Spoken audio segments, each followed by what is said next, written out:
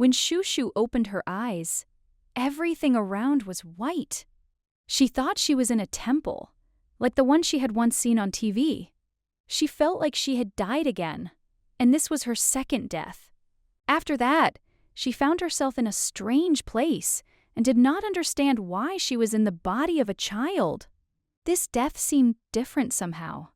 A man approached her and asked if she had finished looking around. He informed her that Shushu was a candidate for regression, and in order to return back, she needed to take on her true form. She had already lived 2 lives and had no memories of it. Shushu had black stars. Perhaps her death occurred under tragic circumstances. The main character's name is Shushu. Somehow, she managed to live 2 lives. She used to have a different name and was an excellent gamer and streamer. Although she didn't show her face, her voice made her popular, and overall she earned good money and lived a normal life. One day, after finishing a stream, she had a heart attack and died. When Shushu thinks back, she doesn't fully understand how it all happened. And when she opened her eyes again, she found herself in another world, in a country called the Zenta Empire. In her second life, she became the second princess. Her mother died in the war long ago. Her father was often sick, but he took care of her as best he could. Shushu had a very sweet and beautiful sister, Latia. At first, she was happy to start all over again. Her sister, beautiful and kind, loved her very much. But Latia died suddenly of illness when she was only 3 years old. Soon after, a rebellion broke out, and even her weak, sickly father died. The throne was seized by Shushu's uncle, Berg Willow. He was a terrible man and once locked her in a cold room. He also assigned her a mentor who constantly beat her. If it weren't for Nanny Nini, who looked after her, the girl would have quickly given up and died. And then, when Shushu turned 16, Uncle Berg Willow died after a long illness, and she had to become an empress, subject to a bunch of weaklings. She lived and died like a doll controlled by other people's hands, just like her father, who died at the hands of the rebels. And then, when Shushu opened her eyes again, she found herself in some strange place. When they reached the desired point, the girl noticed that there were already 4 more children there. She was genuinely surprised and did not understand why there were so many of them. All the children looked about the same age, but their features were slightly different. A woman sat in front of them and noticed that everyone was finally gathered. She said they were candidates for regression. The woman also explained that everything would be fair, and she would give each of them special gifts, starting with the simplest. The most innocent child will get the best family. The next one, a worse one. The third will suffer the most terrible fate. And the last one will not return at all. Hearing this, Shushu burst into tears, and the woman asked why she was crying. Shushu said through tears that she did not want to live with another family again because it was very difficult. In her second life, she had to suffer because she was born into a terrible family. And then she was sentenced to death. After her words, all the other children started crying. They said they didn't want to come back, and then the woman thought about it. She said that, in her opinion, everything could be resolved quite simply. If no one wants to be born into a bad family, then they can stay here, and only one will return. The woman pointed her finger at Shusha. She offered the girl to sacrifice herself for the sake of the others. Recently, an old man said that the black star is her former life. Only Shushu had stars here. Everyone else died for the first time, but she had already lived several lives, which meant she could live another one. The words about sacrifice worried Shusha a little, but she agreed. The woman approved of her choice and said that it was wonderful to be prepared to sacrifice. She added that she would give the girl one more gift. Then bags appeared in front of Shushu, and she became a little confused. The woman explained that Shushu had to choose 2 of the 3 bags. The girl caught a familiar scent and thought that one of them contained her favorite sugar cookies, so she chose this one. It turned out to be huge, and then she chose another one. A pink bag, because she thought it was very beautiful. When Shushu opened it, a crown appeared on her head. This was the first bag. It gave her a good family. The girl was very surprised, and she will be allowed to open the second gift later. But now the moment has come for her, and Shusha was sent to a new family. The girl was very happy. The maid was sure that she was smiling even when she was just next to her. The woman remarked that of all the children, this child was truly a treasure. She seemed like she was from another world. The goddess wanted to meet a child who would be reborn well. It seemed to her that this girl could become her successor. Shushu was already falling asleep and did not hear the goddess's words. After a while, she opened her eyes. A maid was sitting next to her and asking why the girl had vomited. Shushu felt sick. Everything seemed confusing, but the goddess assured her that she would have a good family. But it turned out that she had been deceived. She began to cry, not understanding why. Upon awakening, she saw the imperial family and her second life. The realization of the deception brought bitter tears to her eyes. The maid didn't know what to do or how to help. The girl received a notice. She needed to read the terms and conditions. But she understood that she could not live this life again. She simply could not believe that she was again in the same place where she had been an empress and a puppet. There are too many bad people here. Shushu didn't see anything good in this family, and that's why she cried. The maid, meanwhile, asked what it meant to be a princess. Deciding to console Shusha a little, she played with her. In her past life, she had a completely different face, and this surprised her. Gradually, she began to realize that she had now become her sister. She had pink hair and bright green eyes, like fresh leaves. At first, she didn't understand, but her eyes and her sister's were different colors. She was the sweetest and cutest child in the whole world. Now she has been reborn and has become her sister. The goddess spoke to her about returning, and Shushu again found herself in the imperial palace. This meant that she would not become a puppet like before. They named her Princess Sherfu, and the girl was surprised because she had the same name. In her second life, she was the timid younger sister with the same personality as before. No one knew she streamed in the past. In reality, she was a quiet person. Nini was her nanny, looking after the princess. The nanny noticed that the lady was looking into all the mirrors with curiosity. The girl became slightly embarrassed by this and showed that she wanted to say something.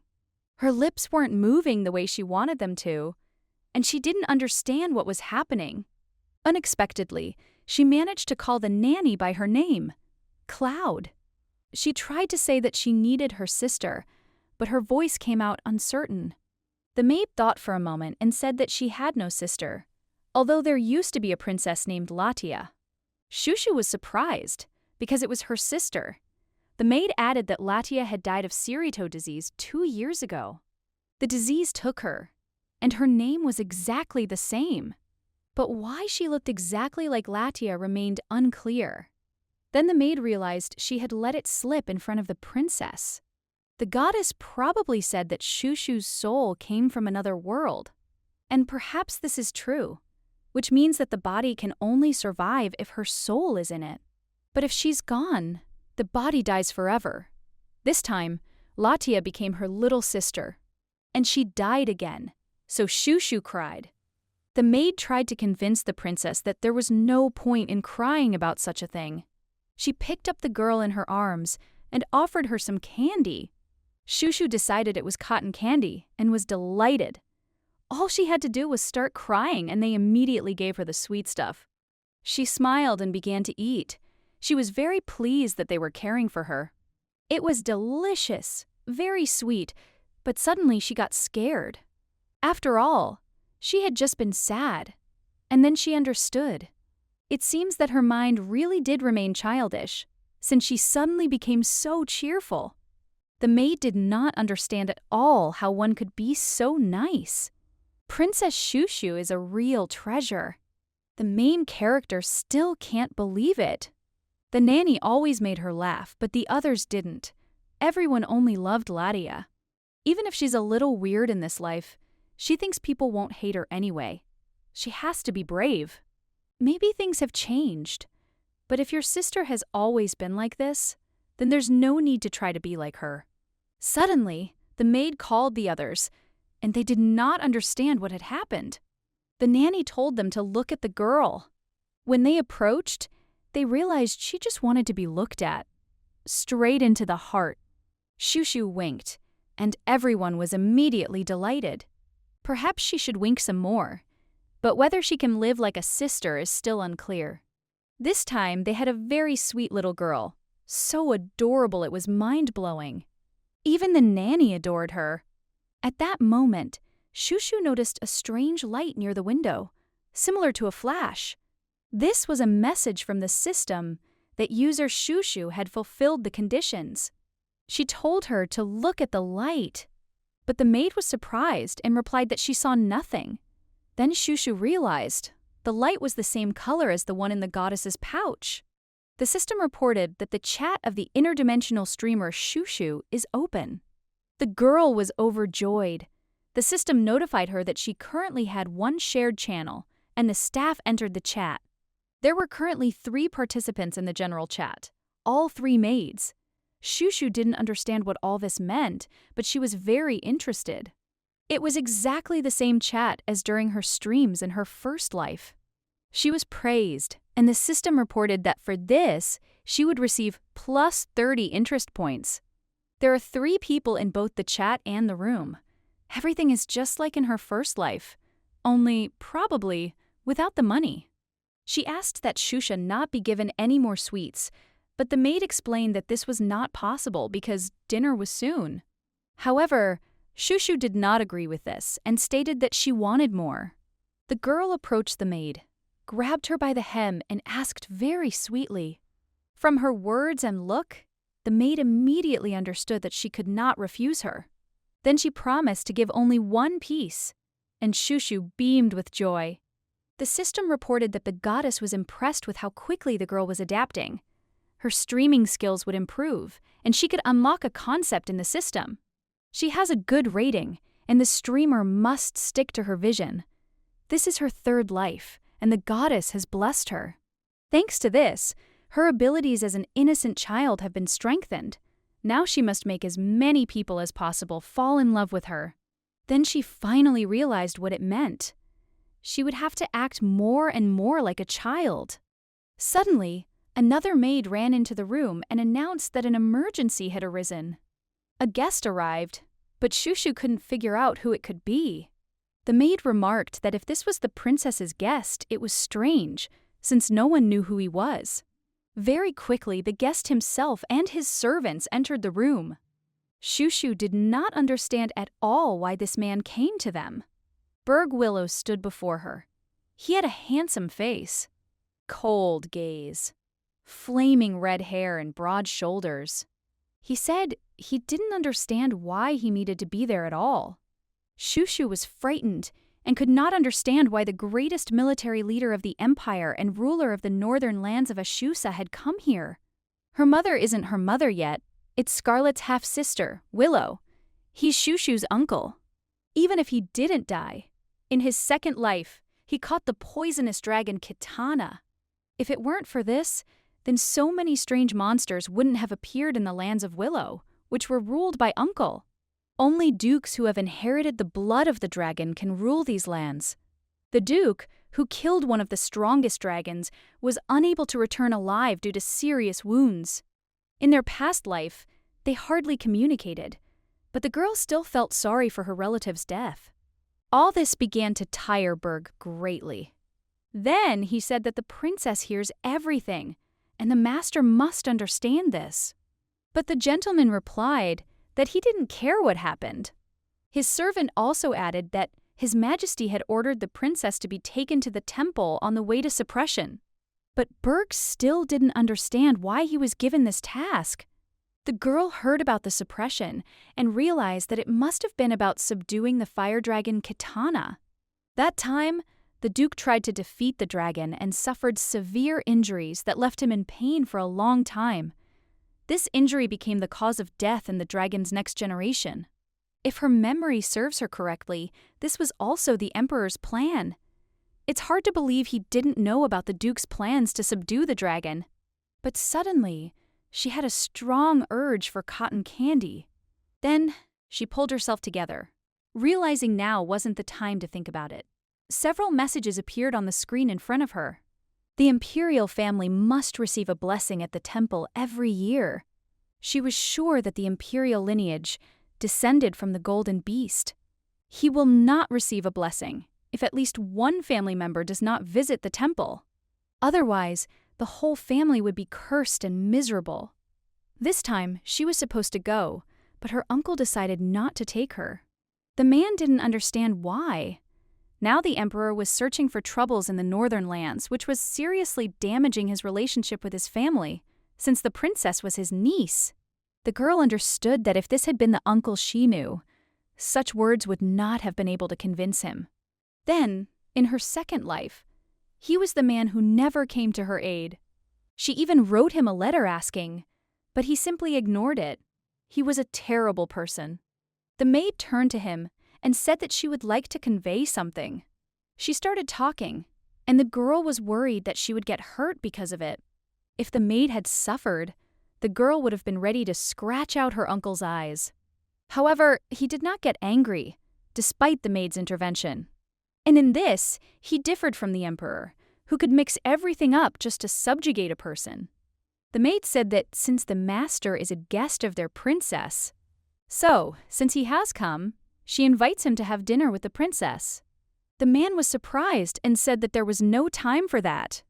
His servants noticed that he hadn't even had dinner yet. Then one of the servants approached the master and said that if he returned now, the emperor would send him here again. It's better to just spend a little time with them and then leave quietly. Hearing this, the gentleman became thoughtful. The girl thought that he seemed to have a less than ideal relationship with the emperor. So now she will dine with her uncle. The entire kingdom was divided into 3 main powers. The first is the imperial family. The second is the Duke, who symbolizes each season. The third is the Wizard's Tower. Among them is Duke Willow, ruler of the North, winter and wild animals. He was a military leader and aristocrat who had allied himself with the imperial family. All types of precious ores from coal mines, magical metals, and many items obtained from the skins of animals. They were considered the values of a strong and independent party with which trade was conducted. But relations with the imperial family were very bad. The current rulers killed the previous emperor and seized the throne. Her mother was the head of the family, and, frankly, could have easily become an excellent warrior. But she married Shusha's father and handed over control to her half-brother, her maternal uncle. Mom died in the war where this uncle sent her, so there could not be a good relationship with Willow's family. Power over this land was passed down from generation to generation by the will of the emperor. If it weren't for the son's support, a new war could have started. Nini helped the princess eat. She was always happy when Shushu tried to eat on her own. The servants of Duke Berg, her uncle, were simply delighted. But Berg himself treated her coldly. He only looked at her with contempt. Shushu didn't understand what that look meant until the system reported that the attribute concept had been activated. When her uncle saw her smile, he did not understand at all why she was behaving like this. This was her only living relative. Although in his second life he never visited her and ignored her, Shushu cheerfully told him to watch her eat something tasty. After all, the maid almost never gave her candy. It seems she did not inherit their imperial blood. All the emperor's children were born with blonde hair. It was always like that. Neither Shushu nor Latia were blondes, but their older sister was a beauty. She was loved, but Shushu was not. At some point, Shushu thought that it would be nice if at least one person could love her. She had a nanny who truly loved her. She approached her uncle and asked if he loved her. Then Berg said he didn't even know what to answer to that. He didn't love her, but he didn't hate her either. He simply felt nothing for her. Still, it was better than how he treated her in his second life. Shushu came closer to her uncle and asked him to hug her. But he didn't understand why he should do this. And then she asked again if he loved her. Then he asked why he had to repeat it again. The girl looked at him with sweet eyes and asked again if he loved her. He thought she was as stubborn and reckless as her sister. After this, one of the servants took Shusha in his arms and smiled. The system reported that a new person had been added to the chat, the same servant who had enjoyed holding the girl. She received 25 interest points from him. Grant was the knight who was currently holding her in his arms. Only Uncle wasn't in this chat. The only one who wasn't interested in her was her uncle, and that made her especially sad. Shushu started crying and calling for her nanny. The uncle did not understand at all why the servant was handing the girl over to him, and he said that the princess stopped crying in his arms. Shushu said that she wanted to please, and although she was ashamed, that was her plan. If the children do not decide to take her to the temple, then, according to the rules, she will have to go there with the knights, no matter how afraid she is of their heavy armor and severity. In her second life, she avoided it at all costs, because she knew how dangerous and unpleasant knights could be. It was better to go there alone than with them. The gentleman reminded that Willow's identity had never been officially revealed, which meant there was no reason for him to take her there. She had to prevent that. She had no right to interfere, and could only help once, when, in another life, the Duke was mortally wounded and she was fighting a dragon. It's sad to remember how he died. The country was already starting to rot from within. It needed someone like him. He was about to leave, but the girl remembered her nanny's words. There's plenty of delicious cotton candy outside. Then the uncle turned around sharply and asked suspiciously what she had just said, as if he couldn't believe his ears. She repeated with complete confidence that she wanted to see Kitana, as if it were the most ordinary desire. But he had things to do. He had to go, and so he only looked at her, not daring to answer right away. Uncle still stopped, surprised, and asked again if he had heard correctly. Had he really misheard? The girl smiled cheerfully, finished her candy, and he again asked what Titan she was talking about, as if he hoped that it was just a childish fantasy. No one knew of the dragon's subjugation yet. The news reached neither the nobility nor the common people. Everything remained a secret, hidden in the shadows of events and unknown forces. Even the emperor himself didn't know yet. If this is true, then the only remaining step is to understand who this power now belongs to and how it will be used at the right moment. Then the uncle looked closely at the girl. He began to wonder if she had inherited the ancient blood of the Willow family, the one long thought lost. He asked her a strange question, wondering if she was a true prophet. Only then did he agree to enter a private chat where secret matters were discussed. Shushu was confused. She found it hard to believe that her uncle had actually decided to join. She couldn't understand what prophecy he was even connecting all of this to. She'd never encountered anything like this in her past life. No one had ever spoken to her about prophecies, and she'd certainly never heard anyone call her a prophet. She tried to figure out if he was referring to someone high up in the imperial palace.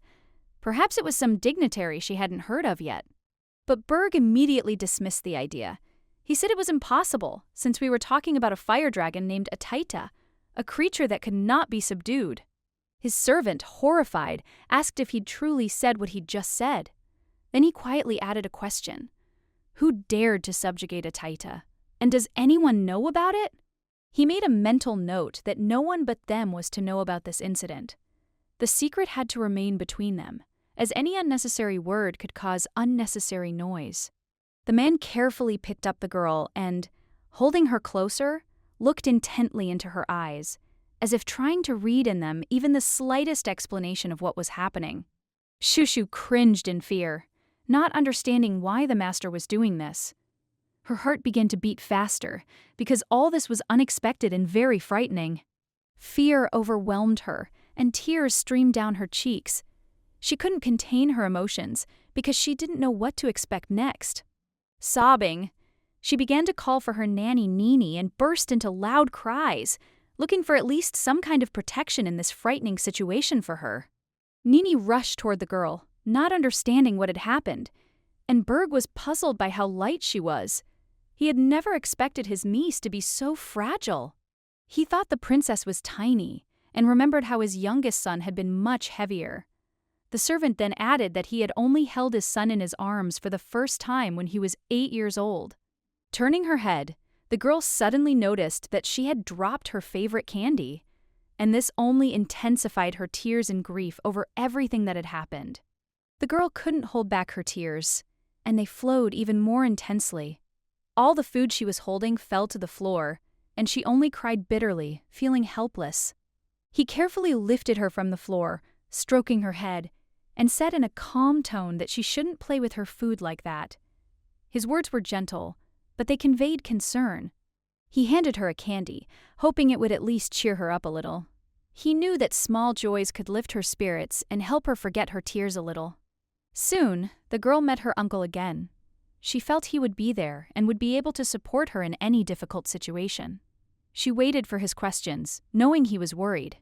He politely, but with slight surprise, asked how the girl knew the name of the Atate. His gaze was attentive, trying to discern the meaning behind her words and what she might know. In the past, during one of the operations to subdue the fire dragon, the name of Atate was associated with many countries.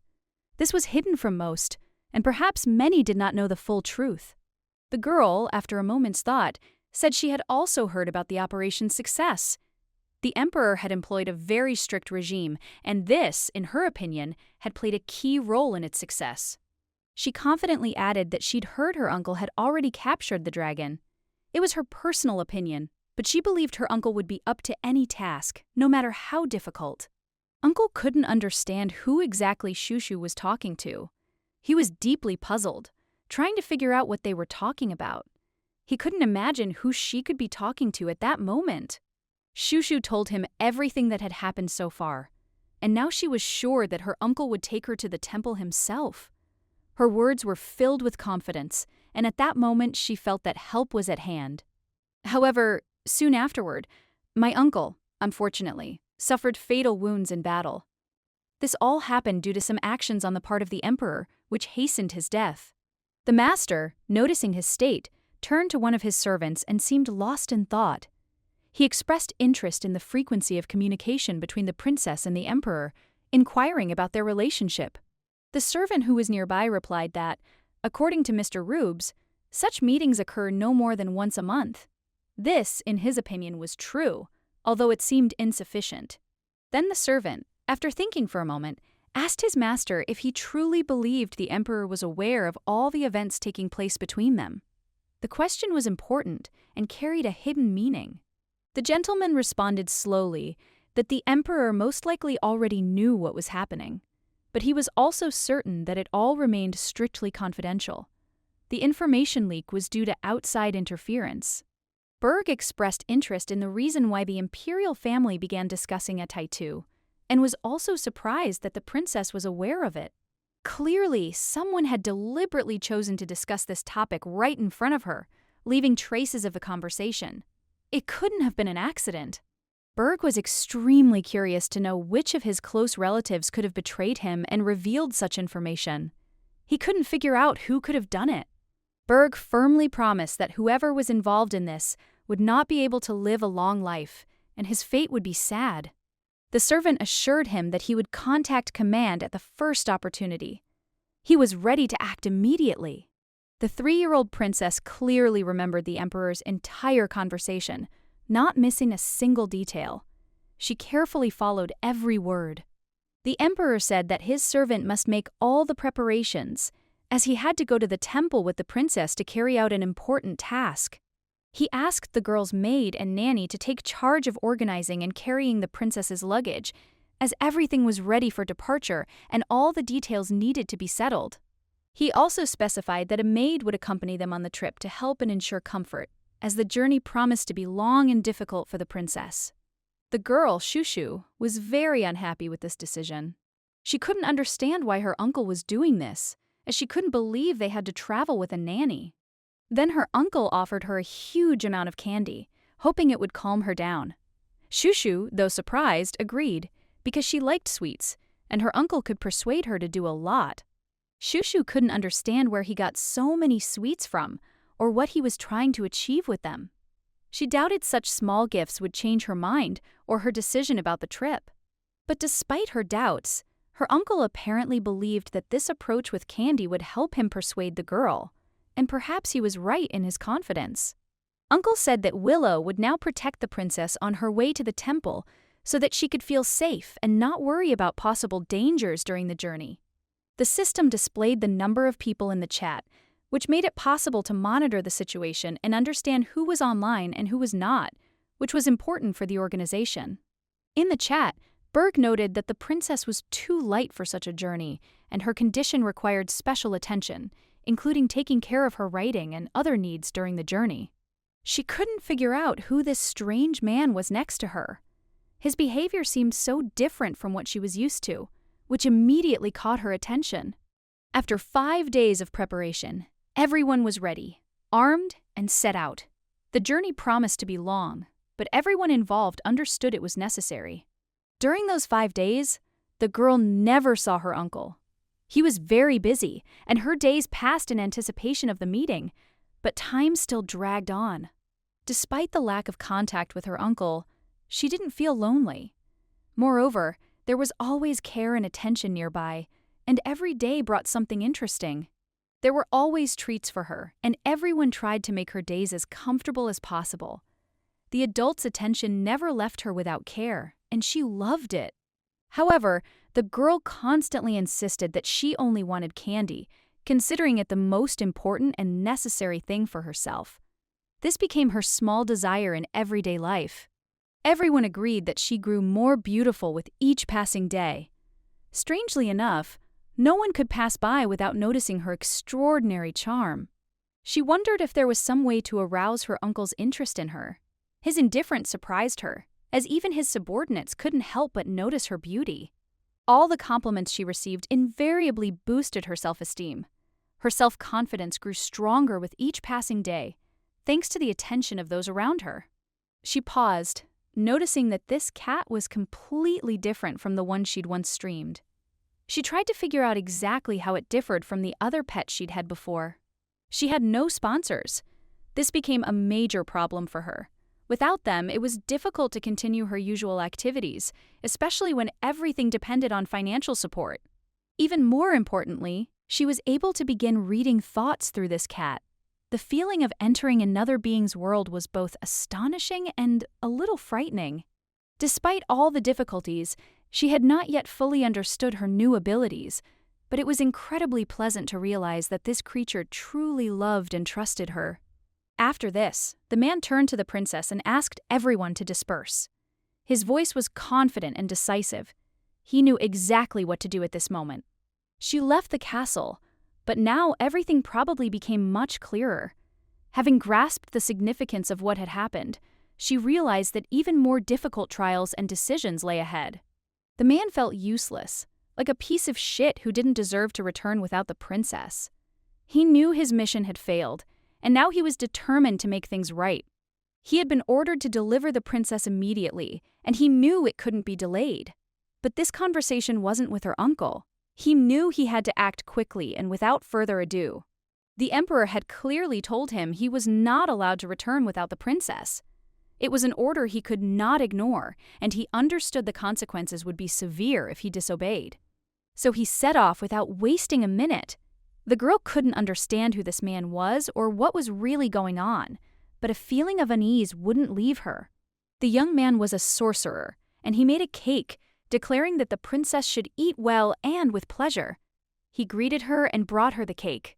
He explained that it was the most delicious cake, specifically strawberry pie, which is a signature dish of the nearby town of Denbo. He said it was a true local delicacy. The princess's escorts were surprised, as the city was quite remote and difficult to reach, taking about a day. The impressions were powerful. They all thought the use of magic for such purposes was incredible, But at the same time, magic always fascinated them. Could there be anything better for such a unique occasion? When the girl asked this sorcerer to hug her, she never expected the moment to be so special. The wish was sincere, and her face glowed with joy. In fact, the sorcerer turned out to be a woman. The girl was delighted, enjoying the cake and simultaneously marveling at how it all happened. It was a special moment. The girl, having heard about Even and her mysophobia, was now completely convinced that mysophobia is an obsessive fear of contamination and infection. She realized that such a fear really exists. It seems that this window of the thought system appears at the moment when a person stares at it, not realizing that his attention has already been attracted by something unusual. The sorceress believed that the princess truly enjoyed the food and would appreciate it, since it was so important for her to please those she respected and loved. The girl, with a bright smile, happily said she really liked what she tried. It was a sincere confession, full of satisfaction and gratitude. She added that Ivana was a wonderful woman, but the sorceress, observing her life among such people, noted that it was not always easy to be in their company. One day, a strawberry accidentally fell from the girl's hands, but her uncle, arriving just in time, caught it, saving it from being lost. It was a moment when things could have ended worse. The girl was so glad he'd managed to catch her, because there was so much warmth in that moment, and most importantly, she didn't lose the delicious berry. She felt safe. Her uncle, a little tired, said they were exhausted after 5 days, but despite this, she had managed to convince his subjects to help them. It was quite an achievement.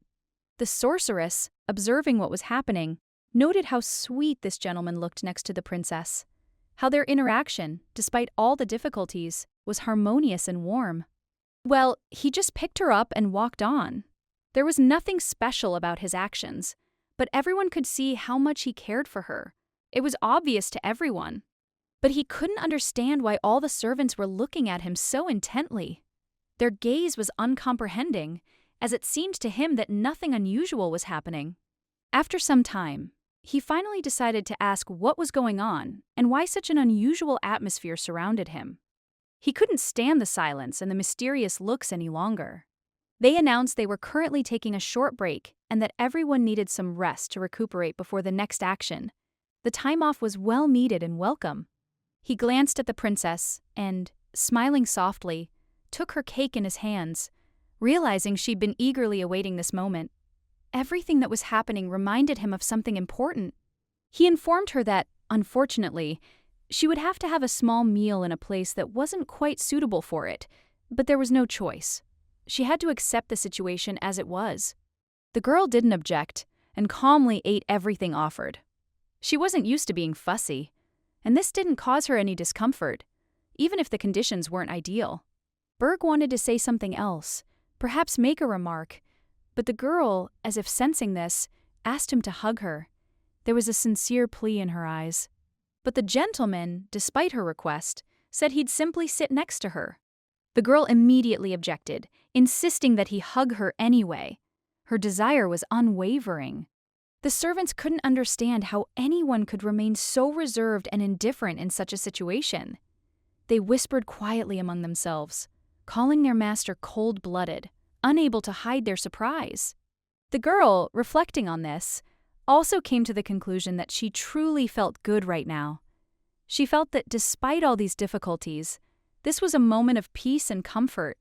The Duke, recognizing the importance of the next stage, provided a new carriage and carefully prepared delicious food for everyone so that the journey could continue in more comfortable conditions. The wizards also provided assistance to anyone suffering from motion sickness, using their skills to make the journey less difficult and provide at least a minimum of peace and comfort. In another life, she was almost never given food, especially when she went with the knights on long and difficult routes, and this situation always remained in her memory as a difficult test. The nanny was always her protector. She tried to solve any problems that might arise. The girl felt safe, knowing there was someone reliable nearby. The Duke was a person, unlike the imperial family, with whom one could converse. He was closer to the people, unlike the arrogant authorities, who were always cold. She hoped things would remain the same in the future. However, her uncle wasn't in the chat, which gave her pause. He'd entered abruptly and then left immediately, without offering an explanation. She began to wonder if perhaps his interest in her had waned. Perhaps she had done something wrong. Anxiety crept into her soul, but she still hoped it was just her harassment. But soon he gave her a candy, and the girl was very happy. She hadn't even expected such a turn of events, but sweets always lifted her spirits and brought her joy. Berg noticed he'd given her something sweet and chuckled. He knew how it affected the girl, as her joy was immediately visible. It was a simple but warm gesture of concern. Now he had to count how much food she'd eaten. It was an unexpected question, and she didn't understand why he'd suddenly become interested in the expenses associated with her sweet treat. However, the candy was so delicious that perhaps it was worth listening to him at least once.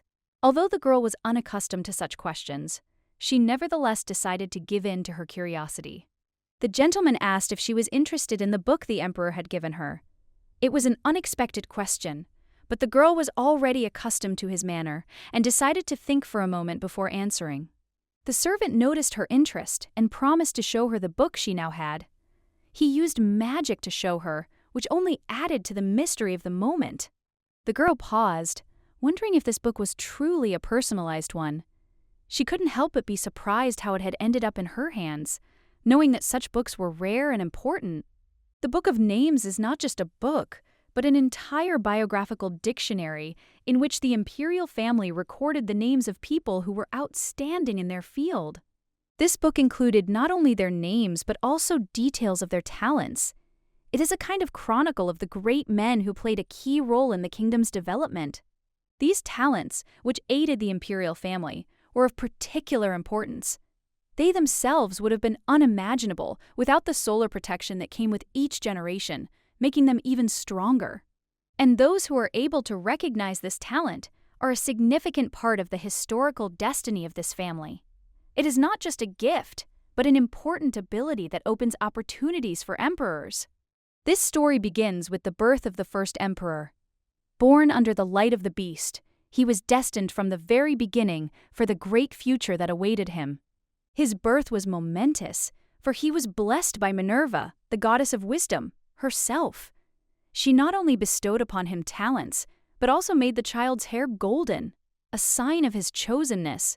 From that moment on, the likelihood that the children of emperors would be born with exceptional talents and become blondes increased. This became a kind of tradition, passed down from generation to generation. The girl was extraordinarily talented, despite her plain appearance. She wasn't a blonde, but her abilities were immediately apparent. Her eyes, like her father's, spoke for themselves. The signs of talent were so obvious that even strangers immediately noticed something special in her gaze.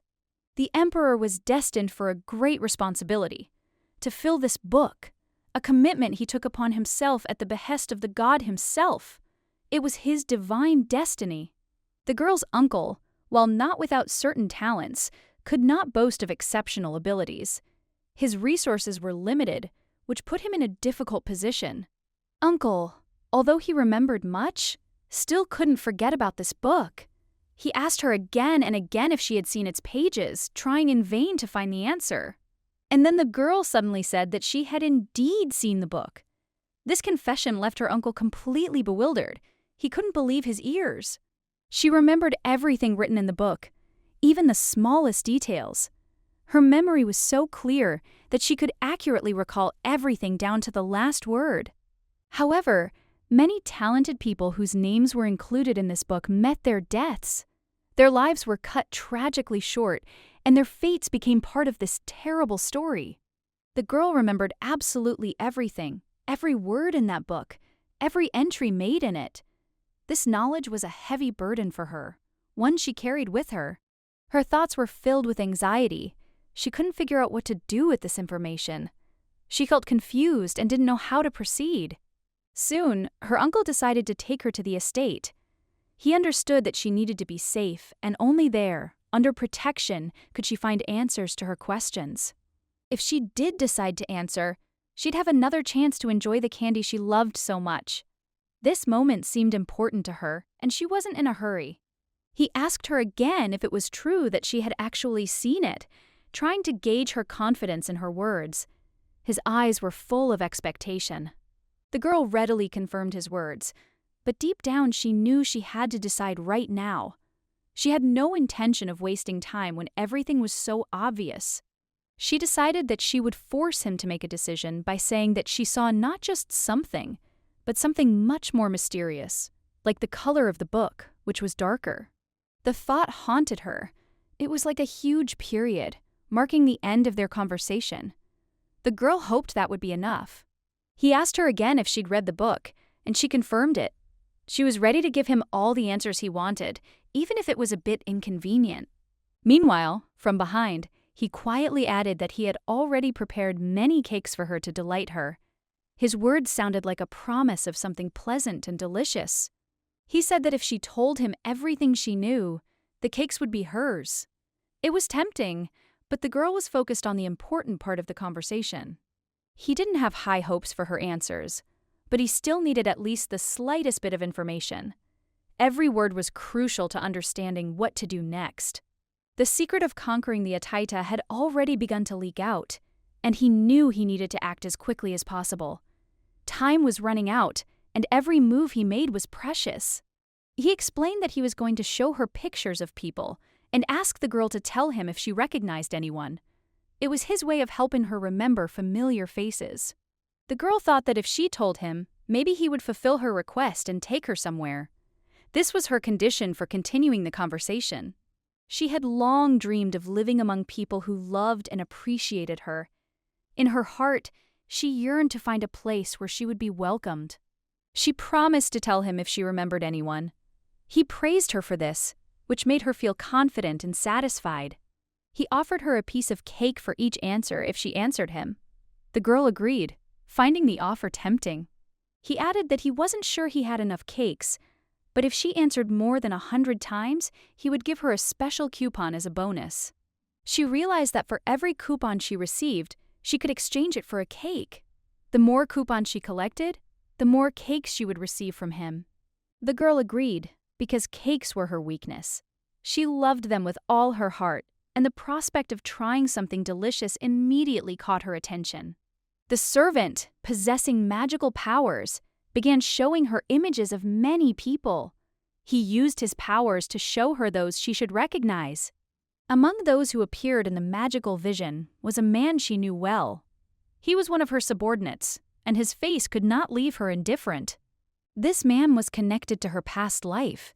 He was the one who hurt her, manipulated her thoughts and feelings, turning her life into a living torture. The princess, after a moment's thought, said she recognized him. However, she was plagued by doubts. What if no one believed her? What if her words proved empty, and no one supported her? The girl, feeling confidence creep into her voice, added that she'd seen him before when no one believed him. Back then, she always told the truth, but no one listened. She knew that if this man thought she was lying, the consequences could be dire. The truth was on her side, and she couldn't simply ignore it. He thought for a moment, but finally agreed. He said he was ready to continue, that he saw no reason to doubt, and that he was ready to help her with this matter. He savored the first cake for a long time, savoring every bite. He didn't have to rush, because at that moment he didn't have to think about other worries. The girl was delighted, her face lit up with joy, and she began to eat with gusto. Her small hands deftly grabbed the cakes in front of her. Meanwhile, the servant continued his work, preparing the people so they could appear before the princess. He was busy and focused, understanding the importance of his mission. Over time, the girl had so many cakes that her uncle probably thought she could be useful in some way. He was considering how her further actions could help. It all seemed so strange and unusual that the girl felt uneasy. She couldn't understand what exactly was happening or what awaited her next in this unfamiliar world. Uncle said that if he brought her along with him, he didn't understand what she would have to do there. There was a certain uncertainty in his words, and he didn't know what to expect. But the servant noticed that Berg seemed to be saying he would take her, despite the uncertainty of the situation. It was a little odd, but he didn't dwell on it. The servant also noted that perhaps all of this was happening because the prophecy they had received had turned out to be completely wrong. This added even more confusion to the situation. But in the end, nothing remained but empty expectations. All attempts to change anything were futile, and the girl began to lose interest in what was happening around her. Then the gentleman said he didn't know whether to continue this conversation, but perhaps it would be best to end it here. His words sounded like a final point in this strange affair. After a while, the maid carefully picked up the girl, gently telling her to pay attention to the other man. It wasn't that scary. She needed to remain calm. The girl paused, then clarified that if she answered, she'd have to wait a little longer. She noted that there were already too many cakes, and it was unlikely they'd have time to eat them all. However, the girl still could not resist and mentioned that her uncle, despite all his sternness, had such an evil look that the Duke quickly fell silent upon hearing her words. The man immediately apologized, explaining that it was a truly important conversation. He acknowledged that his behavior might have seemed rude, but the situation required special attention. The uncle, closely following the proceedings, added that if the girl told him anything else important, it would be very useful to him. He explained that this information was vital to him. The girl nodded understandingly, agreeing with his words. The servant, seeing her reaction, thanked the princess, and then a soft, sincere smile appeared on his face, expressing gratitude for her help. At that moment, she was shown an older man and asked if she knew him. She looked at his face, trying to remember if she had ever met this man before. The girl immediately sensed that this man was extremely dangerous. There was a shadow of something dark in his presence, and she couldn't be mistaken in her perception. Of all the people working at his side, he was the most feared, although he had an undeniable talent for intrigue and manipulation, able to work with the most insidious plans. This man was responsible for the deaths of countless innocent souls.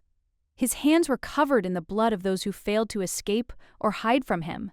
He spared no one.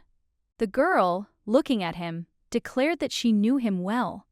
She couldn't forget his face, even though it was covered with a mask of cold ruthlessness.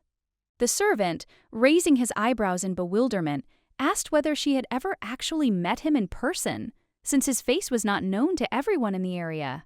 The girl confirmed her words, adding that despite his cruelty, he is really good when he does his job, but at heart he remains a bad person. She advised him to be fired as quickly as possible, but her uncle, not wanting to discuss the matter any further, said that he had had enough of it and did not want to hear about it again. Although she was the child of his older sister, her uncle did not have high hopes for her, believing that she was still too young to truly understand complex adult issues. She had known the imperial family for a long time, and at that moment, when she said this, she didn't even think twice. The words just slipped out without any ulterior motive. The Duke, losing his temper, exclaimed that he had simply asked who the traitor was, nothing more and nothing less. He hadn't expected such tension in the answer. The girl burst into tears and said bitterly that she didn't know who this man was. He was just very scary and evil, that's all she knew. Her uncle, not exactly the nicest person himself, assured her he wouldn't scare her. He had no intention of causing her pain or fear. The girl burst into tears again, saying she didn't know. The servant apologized to his master for his impudence, but noted that he had asked the first question. He still thought that it was enough for him to know the name, but, strangely enough, it was the princess who spoke first, mentioning something important about the conspiracy. Without this ability, it's impossible to understand who the traitor is, or even whether one exists at all. It's the same force that influences everyone, but it's hidden in a specific form. The master said he now understood everything, and the prophet confirmed his words. This is important because without this connection, power becomes invulnerable to ordinary perception and struggle. This rare ability is passed down through Willow's blood, a part of her that only a few possess. It is unique, and those who carry it often find themselves connected to great events. They are able to look into the future, predict events, but there is a special condition for this. This force must have a pair. Harmony with another force is necessary for it to act. The knight must stand by the prophet's side, protecting them from all dangers. He plays a key role in maintaining balance and supporting the prophet when their power spirals out of control. Prophets may exist today, but finding them is a difficult task. The power of prophecy is relevant and important, though extremely rare in today's reality. The last prophet was known about 200 years ago, and his power influenced many events of that time. His fate left an indelible mark on history. Knights charged with protecting the prophets are born with a special power. Their strength stands out from the rest, and they become key figures in any major conflict or event.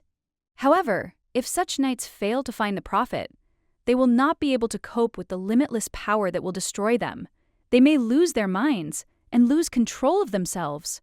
If they fail to do this, their death will be inevitable, as they will not be able to bear such a burden, and all their power will turn against them, leading to their death. Burke was flooded with unpleasant memories of his sister. These thoughts kept returning, and he couldn't shake them. Memories of her smile, her laughter, her voice. The servant approached his master, taking a step forward. He explained that a moment of misunderstanding had occurred, which might have been insignificant, but in this situation proved significant. If the princess really did have prophetic powers, it meant that everything that was happening could have been part of her predictions, and this created doubts about his actions. The girl, realizing the situation wasn't so simple, began to cry. She didn't understand what was happening, and the gentleman calmly said that everything hadn't been confirmed yet, and more time was needed. He also noted that there were still several points he was unsure about.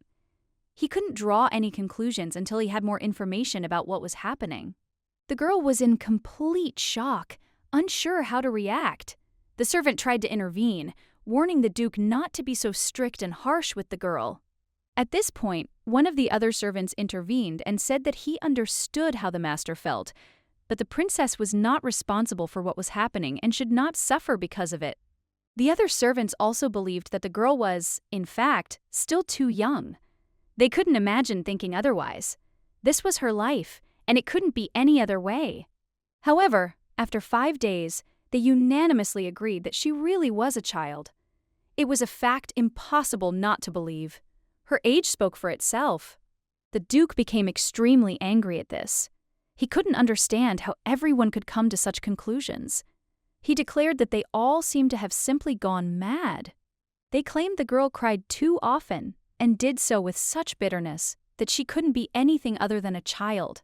The tears, they believed, were proof of her innocence. The system displayed a list of 22 chat participants.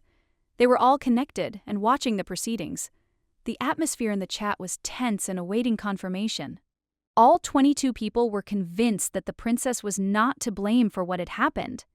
Each of them believed that she could not have caused all these events, that something else had influenced her. The system showed that she had already accumulated a significant amount of interest points. The girl was delighted to be supported. This gave her confidence in her actions and decisions. She was certain that these points of interest were a clear sign of support.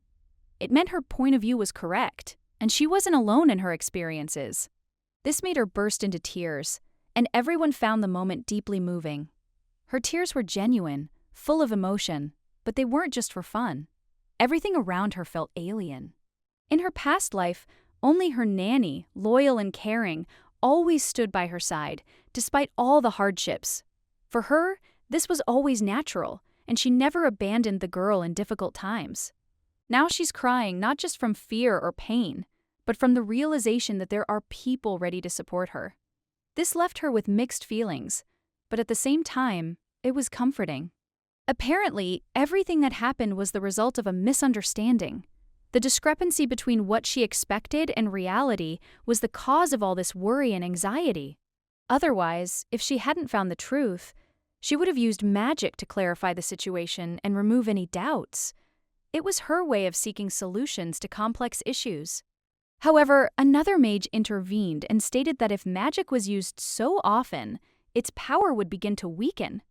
This would undermine the very essence of magic and render it useless in such cases. She responded, raising her voice, that she didn't consider it a problem. If she had to lose consciousness to achieve her goal, then so be it, and he would carry her anyway. The girl, in turn, believed that everything that was happening was unfair. Everything around her seemed wrong, and a deep sense of dissatisfaction reigned within her. Soon after, her face became puffy from crying so much. She couldn't stop. She was so overwhelmed with emotion that her eyes hurt. The maid, seeing her condition, tried to console the girl by offering her cakes, hoping to at least slightly lift her spirits and distract her from sad thoughts. When she tried to use magic, it caused Even to faint, and the truth came out on its own. Even magic couldn't ease her condition at that moment. Unfortunately, this man turned out to be bad, and the girl couldn't understand how such a person had ended up with her. Her relationship with him left much to be desired. Remembering her past life, the girl understood that he had never been kind to her, and that was why she felt hostility towards him, not expecting that anything could change. Everyone who was nearby continued to support the princess, confident that the Duke should apologize for his actions and show at least minimal regret. After a while, she noticed her uncle approaching her and felt his footsteps getting closer. This caused her to feel a strange agitation and confusion. She couldn't figure out what was happening, and she didn't understand what exactly he was planning. It was all unexpected and frightening to her. She was sure it was related to the wound the Duke had received while fighting the dragon, but his behavior seemed strange and unpredictable. She truly wanted this day to be special, so she went out of her way to help him make sure everything went as smoothly as possible. She was determined to achieve only a positive outcome. She had something important she wanted to say, so she declared loudly that she was afraid of the Duke, hoping that this would make him understand her anxiety and serve as a warning. She was incredibly scared when she remembered what his face looked like at that moment. This memory invariably made her feel uneasy and anxious. The servant approached the Duke and noted that if he continued to look at her like that, the princess would become even more afraid of him. He tried to warn him, thinking it might make things worse. His presence was so powerful that it seemed as if he were literally looming over her. It seemed threatening, but the Duke believed he had done nothing to cause such fears. He merely noted to himself that he needed to reconsider his actions toward the princess. He understood that his behavior was influencing her perception of him, and he wanted to change that. The uncle was very surprised, because his children were completely different from her. This made him think about how different they all were, and how each of them perceived the world around them. The girl was disappointed that the situation had turned out this way. This led him to decide he needed to be less strict and try to understand her feelings in order to be supportive. The Duke handed the girl a fig, which was surprisingly fresh and ripe. He thought she would certainly appreciate such a gift, as the fruit was very rare. The servant remarked that this fig was the best of all available. The Duke even decided that this variety should be saved for the girl, as it was so delicious. The gentleman ordered that only the best and most popular treats be brought from the city. He wanted all the treats presented to the girl to be of the highest quality. The treat did look delicious, and she thoughtfully wondered if it might be some kind of special cake. However, her attention was completely taken by the sweet treat. The girl finally agreed to try it, asking for the delicacy to be passed to her. She was intrigued by what could actually be in this exquisite treat. She thought it might be cake, but as soon as she tasted it, she realized it wasn't quite what she expected. The taste was unusual and somehow familiar. It turned out to be a date. In her past life, the girl had loved such sweets, and despite her current life, she still felt nostalgic for the taste. She couldn't help herself. The taste was so delicious that she couldn't stop eating it. It was incredibly delicious. The uncle was quite surprised that the children liked such things so much. He wondered if perhaps he should stock up on these treats and take them with him on his wagon to treat them again. The gentleman said this would be a symbol of his apology to her. He acknowledged that he had acted wrongly and was willing to make amends by offering her such a gesture. The girl was very happy with this offer and happily asked him to promise that she would get a lot of this delicious food that she liked so much. The servant noticed how the girl, delighted by the conversation, bit her finger, doing it so sweetly that even she herself was surprised by her reaction. The gentleman, in turn, noted that this was probably one of the easiest promises he had ever had to make in his entire life. After his words, the girl smiled and then asked her uncle for a hug. He was a little surprised by such a request, but still decided he wouldn't refuse her. He said she was very funny and would probably continue to make him laugh. Nevertheless, he promised to fulfill her request. All this happened because of his kindness to her. He knew that she would be the one who could prevent his death if something went wrong. After he picked her up, her presence showed up in the system again. He returned to the chat, becoming a participant as before. Everything happened very quickly. In the chat, the girl saw Berg suggest renting a bakery in the next city, thinking it was a good idea. He was apparently determined. The girl immediately remembered his words. The girl couldn't believe he was keeping his promises. She'd hoped for so long that they would make peace, and now he'd succeeded. She felt a warmth inside. She decided to take a closer look at him, as he often fed her, showing his concern. Now his behavior seemed quite kind and sincere. She could trust him. It took them 15 days to reach the temple. By that point, they'd already walked 8 days, with many more days still to go. Everything was going according to plan, despite the difficulties. And she wasn't bored, despite the long days of travel. He cared for her, and an atmosphere of calm surrounded her, allowing her not to worry about difficulties. One of her companions was constantly bringing her new toys, which miraculously appeared in their camp. There were so many of them that she even got lost in their variety. They often quarrel with each other, because everyone is trying to find something better for themselves, even if it is a toy, which creates constant competition between them. After this, the sorceress approached the girl and asked her in a soft tone to move away from her, without explaining the reason for her request. But her gaze was full of hidden meaning. It became unclear why he was making such dangerous objects for the princess, although she, on the contrary, was tied to this tree, which, it would seem, did not pose a threat. They asked the sorceress to stop her aggressive actions, as her behavior resembled that of an angry cat, ready to jump on anyone who dared to disturb her. The princess spent a lot of time with these people, and over time she learned their names, remembering each one, even if some of them were not so close to her. Everyone surrounded her with care and attention, so each of them tried to please her, and each gave her many gifts, which she sincerely appreciated. One of the servants said that he had prepared a rattle for her, but his face was clouded with disappointment, as if the gift had not lived up to his expectations and efforts. However, the girl said that she liked the rattle very much, and this touched the servant so much that his heart was filled with gratitude and joy from her words. In her second life, the girl never even saw rattles or other toys.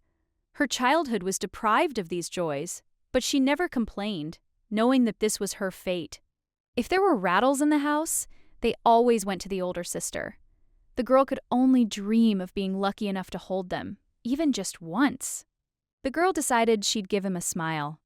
She winked at him with a subtle gesture, as if in response to his gaze, and even uttered a few words, all attention on her face. He was sure the girl was a true miracle.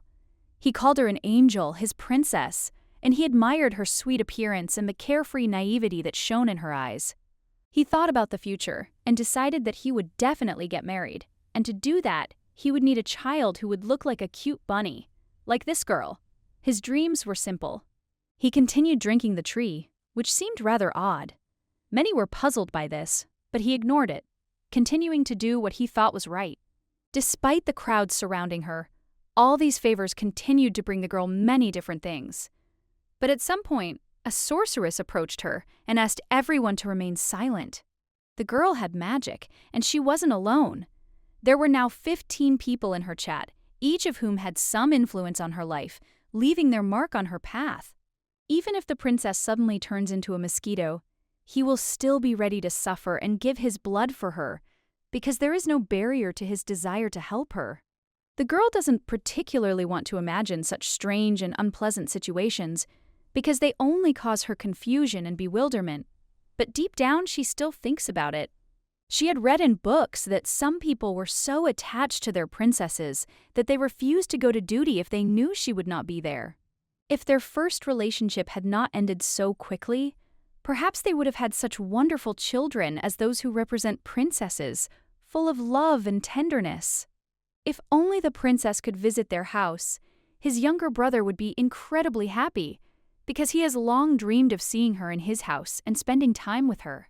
Ivana once told in the chat that today she would have to fight the male wizard, and jokingly said that she wanted to send her heart to the princess herself. However, they didn't have a box big enough for such an important message, and she can't understand how this happened because she was absolutely sure that she had prepared everything. The girl had heard that the princess was famous for her kindness, but in reality, this was not the case. Everything was quite different, and her behavior perplexed everyone. The princess easily captured the attention of those around her. The hearts she generously distributed once again attracted the attention of the servants, and now she received ever more interest and attention. Ivana was the most active of them all. Sometimes she was even a little scared, as her actions were always accompanied by a certain unpredictability and energy. It was time for practice. Everyone was looking forward to this moment, when they could focus and get down to business, as time for preparation was running out. The knights had already left, finishing their daily chores, and they returned to continue training with the princess. They all focused on their tasks, without distraction. Every day they disappeared to train or attend meetings. This became their routine, and everyone was busy with important matters, with no time to rest. The squad was determined to subdue the dragon Ataitu, and so they didn't miss a single training session. Every session was crucial to achieving their goal, and no one could afford to slack off. It was a moment when the girl could finally spend time in the company of her nanny. They both felt a sense of peace in that moment, especially without the crowds around, when they could be alone. The whole thing felt more like a discussion, with everyone expressing their opinions, than a real chat. She tried to make sense of it, but it was hard to understand what was happening. Perhaps she was mistaken, doubting she could actually have such a conversation. It all seemed strange, but she wondered if she could somehow interact with them. The girl, like many others, had a desire to do something useful, to share something important.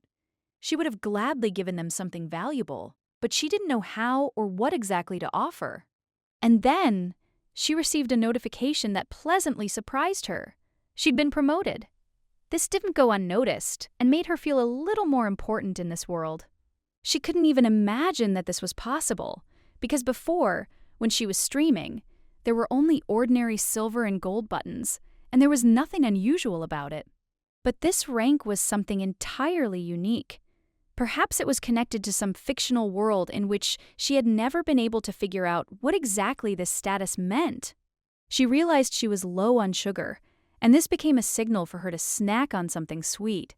A handful of candies was within reach, and she began to devour them with relish. The girl told her nanny she wanted more candy. The nanny replied that she could only give her one before the meal because she couldn't eat more before the main meal. Afterwards, the girl received a reward for leveling up.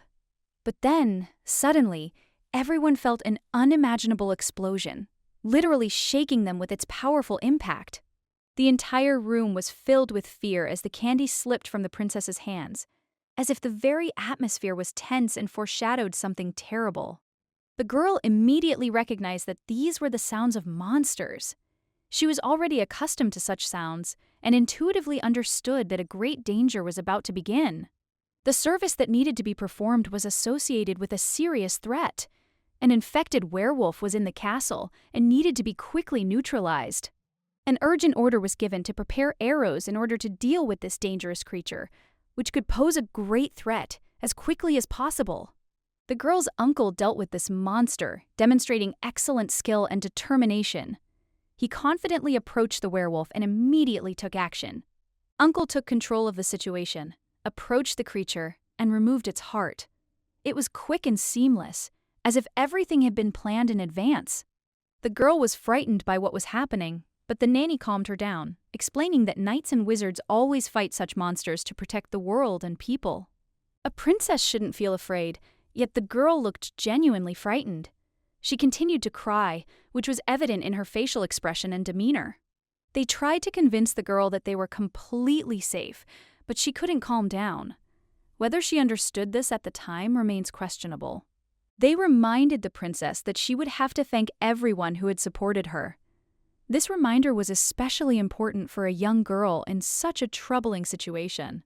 In fact, the girl isn't afraid of monsters, having already lived through 2 lifetimes. People sometimes turn out to be much more terrifying than the creatures she might encounter.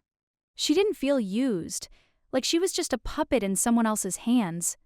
This brought her some relief and self-confidence that she wouldn't be harmed. Those evil people took so much more from her than just years. She suffered losses, but hope for a better life loomed on the horizon, albeit in an unexpected way. However, the girl hadn't yet realized what kind of luck she was truly seeking. Her soul was too restless to understand what she truly needed. As the monster drew too close, the girl felt a sharp surge of fear. This feeling overwhelmed her, causing her heart to beat faster in terror. The monster grabbed the carriage, its massive hands almost inside. It was so close that its presence filled the space with an ominous feeling. Shushu's nanny tried her best to shield her from danger. She understood the situation was critical and did everything she could to protect her little charge. A few seconds later, Shushu's uncle, Berg Willow, appeared in the carriage. He quickly grabbed the girl in his arms and held her close. Shushu felt relieved, for he was her salvation. At that moment, the girl began calling for her nanny, her voice trembling with fear. She sought comfort and reassurance, but most of all, she wanted it all to go away. Fear gripped her little heart, and she asked the nanny if she would be all right. The nanny reassured the girl, telling her she was safe and had nothing to fear. The uncle closed the girl's eyes, trying to hide from her the horror unfolding around them. He didn't want her to see the violence they were forced to endure at that moment. Shushu tried to understand what was happening and said she couldn't see anything. She decided it was best not to look, lest she see something she might not survive. The girl was clearly upset, but her uncle said it didn't matter. He explained that if it had been his subordinate, he would have dealt with the enemy without hesitation. Shushu tried to believe his words, thinking he was simply trying to reassure her. Her uncle warned her not to open her eyes, as there were many wolf carcasses around. The girl, turning to her uncle, said she was very scared. He remained silent, unable to offer words of comfort, absorbed in his own thoughts and worries about what was happening. A little while later, the uncle finally broke the silence, declaring that all the werewolves were dead. But the girl continued to claim that she still felt great fear and could not calm down. In response, her uncle said there was no need to worry. He was there for her and would definitely protect her. This calmed the girl somewhat, but the fear remained, and she continued to fidget, trying to cope with her anxiety. The system refreshed again, and the list of people logged into the chat reappeared on the screen. The Duke was there too, his presence increasingly alarming the girl, despite the ordinariness of his appearance. The aunt, talking with her uncle, mentioned that the girl was too cowardly, to which the girl thought that it was difficult not to be afraid in such a situation, when the unknown and danger surrounded her on every side. Later, the girl also received a message from the Duke, who wrote that she was very different from her son, and this statement made her wonder what exactly it was about her that stood out so much. Sometime later, she received a notification that she had received 2 interest points from her uncle. This was unexpected, and the girl wasn't entirely sure what she had done to deserve such a rating. The girl asked her uncle to let her go so she could be alone for a while, but her uncle, with a slight remark, reminded her that he had already heard from her how afraid she was, and therefore he could not just let her go. The girl began to thrash about, insisting he was angry because of her. She tried to explain that this was about events that had happened 3 days ago, and that it wasn't her fault.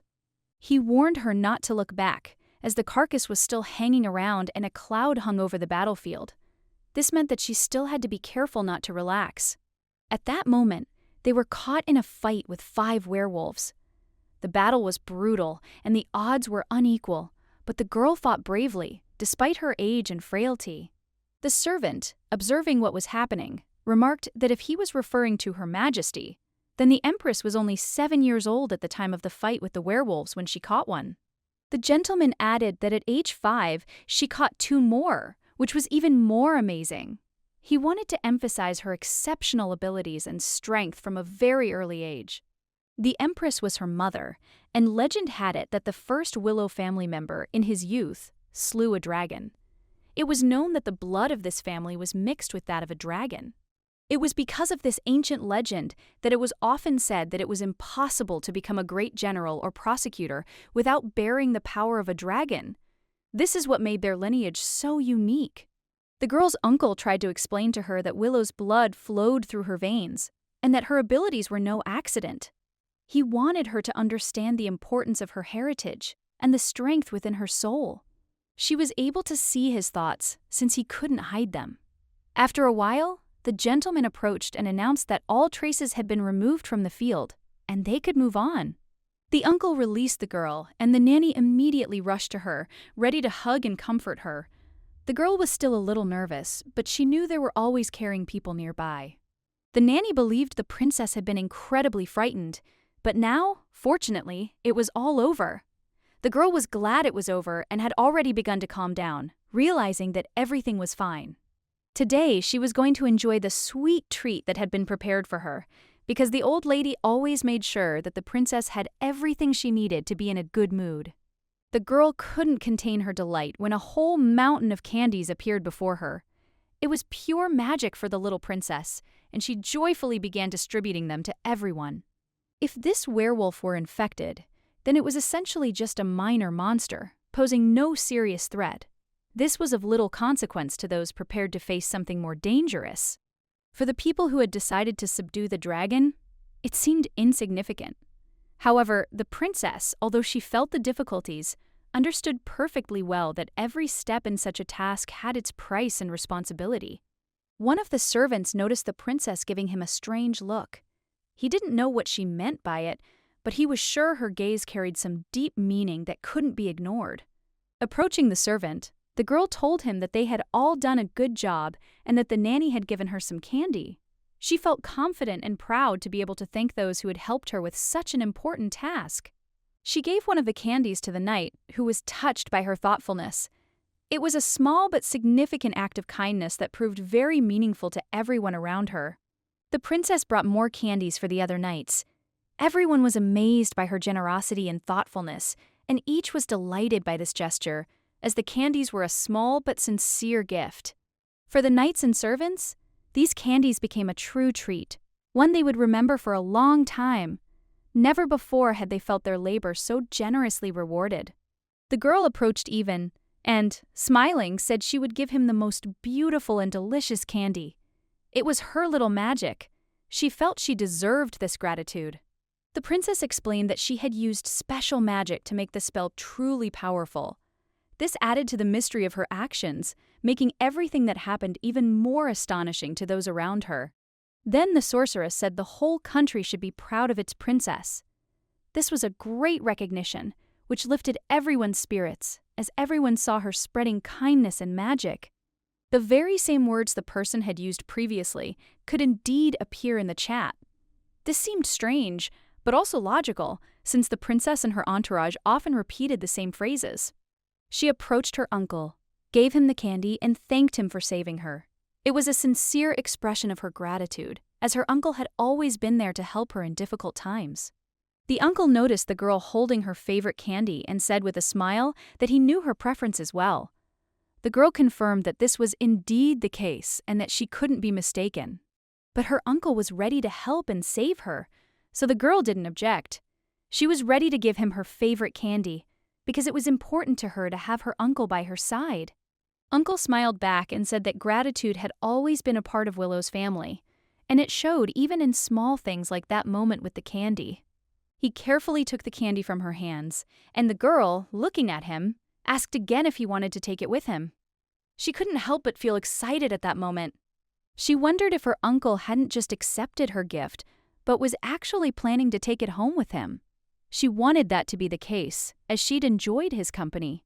She hoped that this was so, because she would very much like to spend as much time as possible with these people who had become important and dear to her.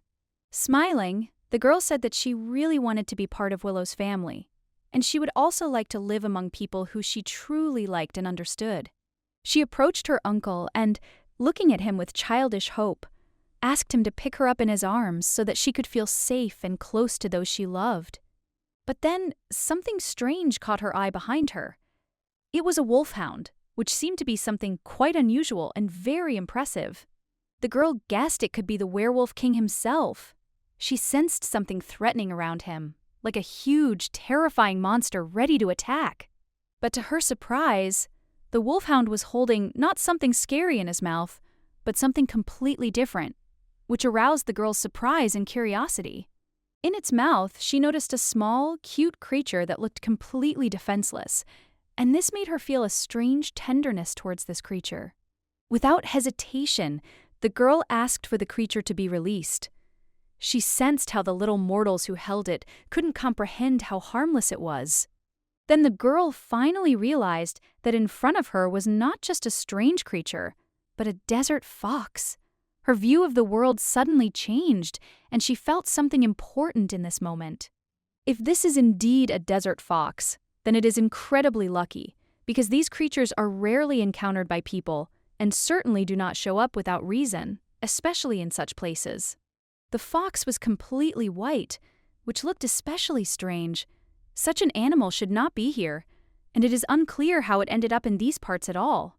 But the girl thought that maybe the fox had been living in this place for a long time, hiding from people, and simply never showing itself to anyone until this moment. When the girl asked her uncle what kind of creature it was, the fox immediately became angry and seemed to be mentally indignant at how she even dared to ask such a question. The uncle did not understand what all this was about and thought that the girl was perhaps talking about the barking sound they had recently heard, which resembled a dog's. He admitted that he did not understand at all what she meant, and then the girl realized that it seemed that she was the only one who heard the fox's voice. Then the uncle decided that it was possible to at least try to logically guess where the fox came from and why it was behaving so unusually. This required reflection. The girl was shocked when her uncle started talking about this. She didn't understand what he meant at all and felt a little lost. The servant asked the master whether this strange incident should be recorded in the journal. He nodded slightly, agreeing with her suggestion. The wolfhound had an object hidden in his mouth, wrapped in a strange scarlet cloth, and he seemed to guard it as if it were something very important and personal. When they finally retrieved the find, it turned out to be a living creature. At first, they thought it was an animal, but then they realized it was sacred. The girl remembered that moment forever, because at that second she realized that she was holding in front of her not just an animal, but a sacred creature.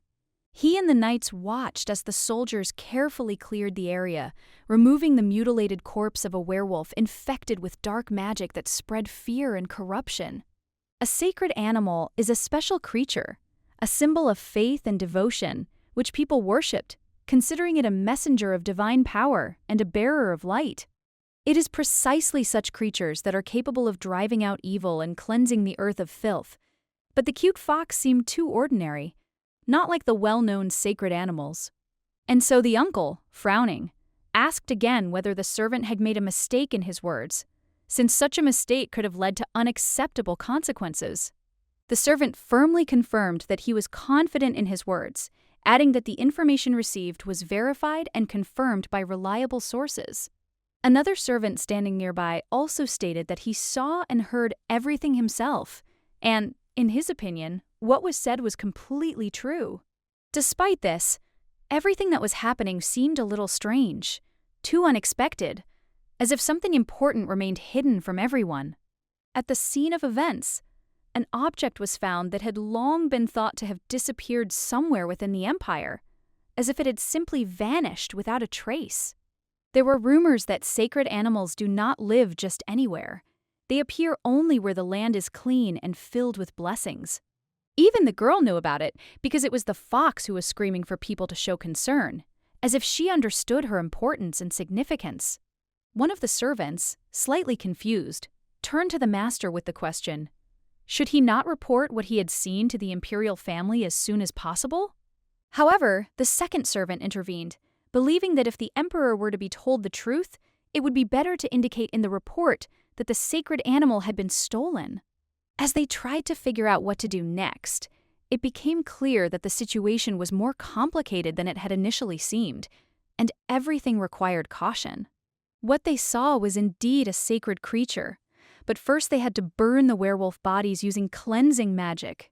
It was decided to take the fox with them and release her later, since the presence of people irritated her and caused obvious discontent. The master ordered to be extremely careful with her, Despite her small size, she possessed enormous strength, and this made the task more difficult. 5 trained knights tried their best, but even their magic spells failed.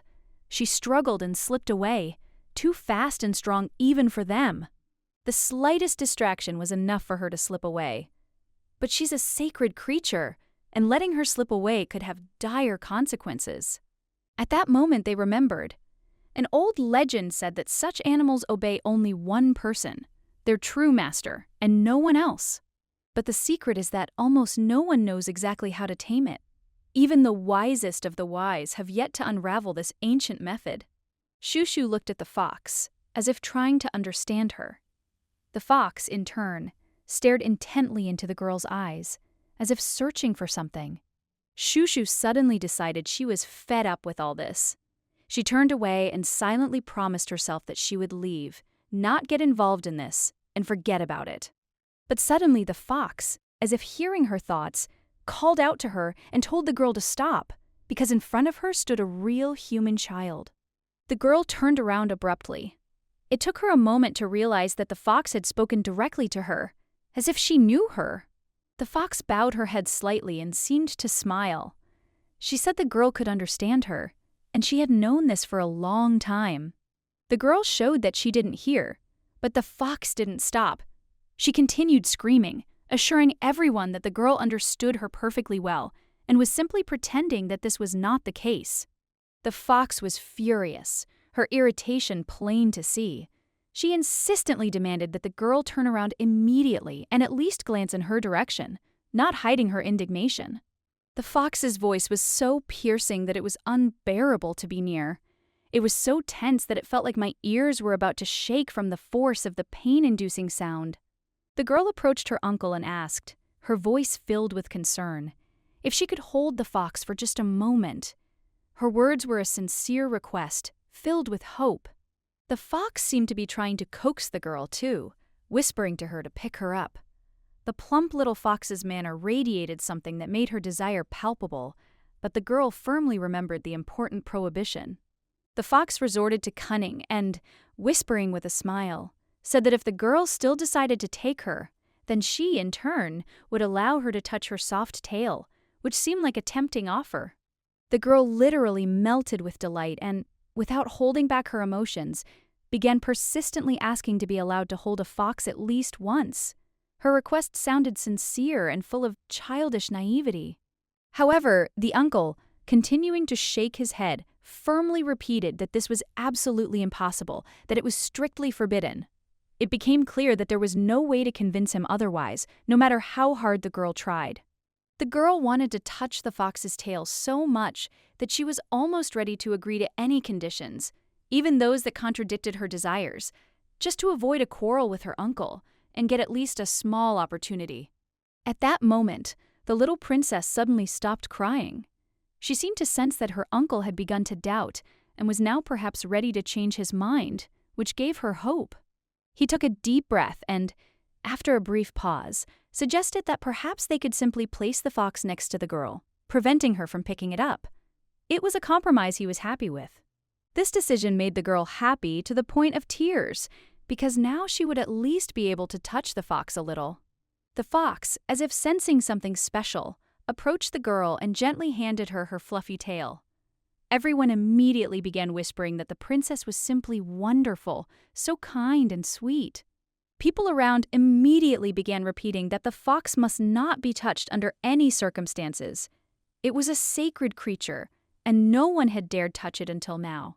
But when the girl carefully touched the fox, it, contrary to all expectations, did not run away or hiss, but on the contrary, pressed itself against her and began to stroke her, as if it had been waiting for this for a long time.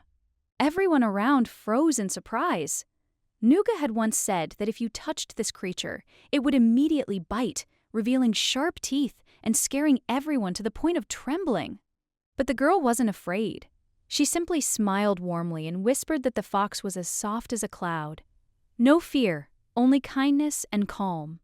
Someone explained to her that only the master has the right to touch such creatures. One of the servants added that sacred beasts obey only those recognized as their master. Many people knew about this, and that's why they advised her to try it. Everyone wanted to make sure she was truly special, since the fox hadn't shown any ill will toward her. When another person tried to repeat this and touch the fox, it suddenly recoiled and growled, suddenly turning into a wild and aggressive creature. The fox, without hesitation, leaped straight into the princess's arms, as if she intuitively knew that here she would be completely safe. She decided that she would never again trust anyone but her. The girl immediately felt her eyes fill with a bright light of joy. She realized that from the very beginning she had sensed something great, almost divine, in the fox, and she had been right in her premonition. The princess held her tightly and lovingly, as if protecting her from the outside world. The fox sat quietly, without protest, as if she completely agreed that this was how things should be. Those who were especially surprised were those who could never have imagined that the princess would hold an animal in her hands with such ease and calm, as if it were the most natural thing. But when all the details fell into place and everyone saw how their assumptions began to be justified, the feeling strengthened in their hearts. They really were right all along. The little fox told the girl that she was the one chosen by the block as that very point, important and significant, which everyone knew about, but until now had not realized. Shushu sank into deep thought, pondering the fox's words. This was no accident, not a mere whim of fate, but a carefully considered choice made from somewhere above, intended only for her.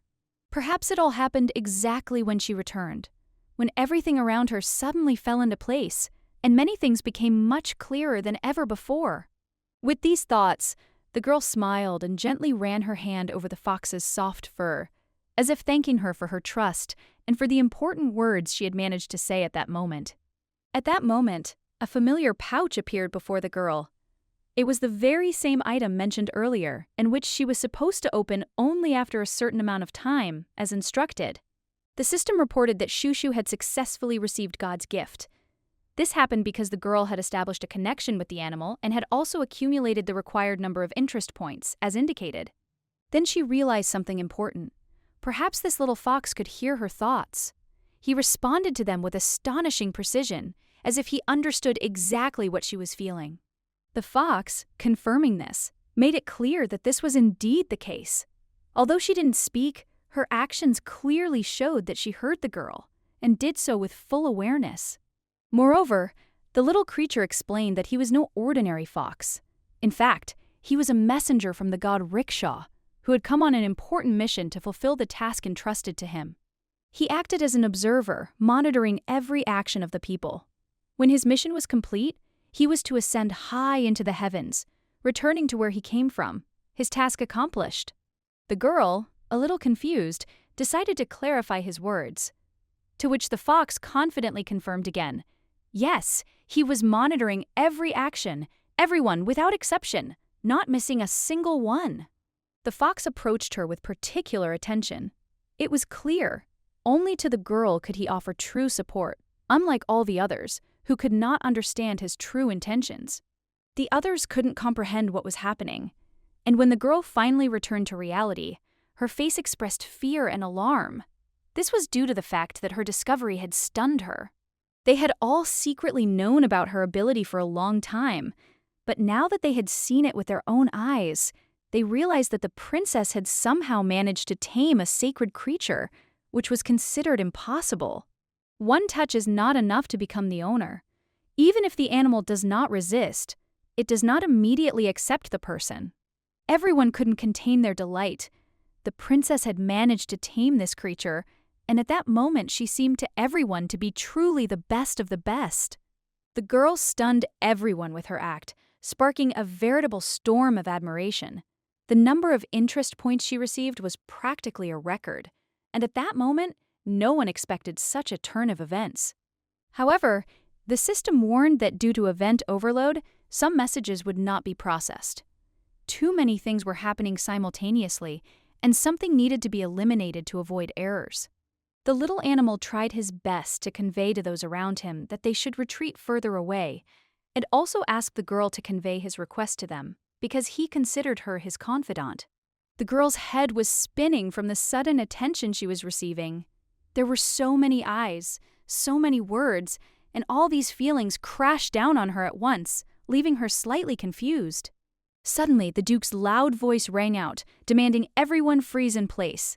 He ordered no unnecessary movements, as the situation required complete control and calm from everyone present. The fox froze in confusion, unable to comprehend whose voice he'd just heard, or what the command meant. It all happened so quickly and unexpectedly that the little animal didn't have time to figure out what to do. He turned to the girl and asked who this man was, whose speech had so greatly changed the behavior of everyone around him. From now on, they will have to remain silent if they value their sight. After all, the one who spoke does not forgive curiosity. This was the Duke's strong-willed order, and the girl Shushu could not understand why all this was happening and why she was drawn into something she did not want. The Duke threatened that if anyone tried to report him, he would tear out their eyes and ears before they even got one step closer to the palace. The woman asked the girl if the man was her guardian, as there was a special connection and trust between them. In fact, it was her uncle, and the fox cub admitted that it was the first time he had seen a person with such incredible strength and charisma.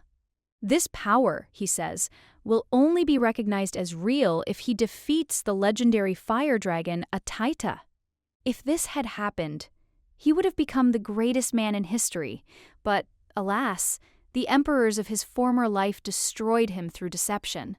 The sacred beast suddenly spoke to the girl, pestered her, and said that now he knew exactly the name of his real owner. The girl was taken aback, and he explained, if she didn't know this before, then let her understand now. After touching her, she became his mistress.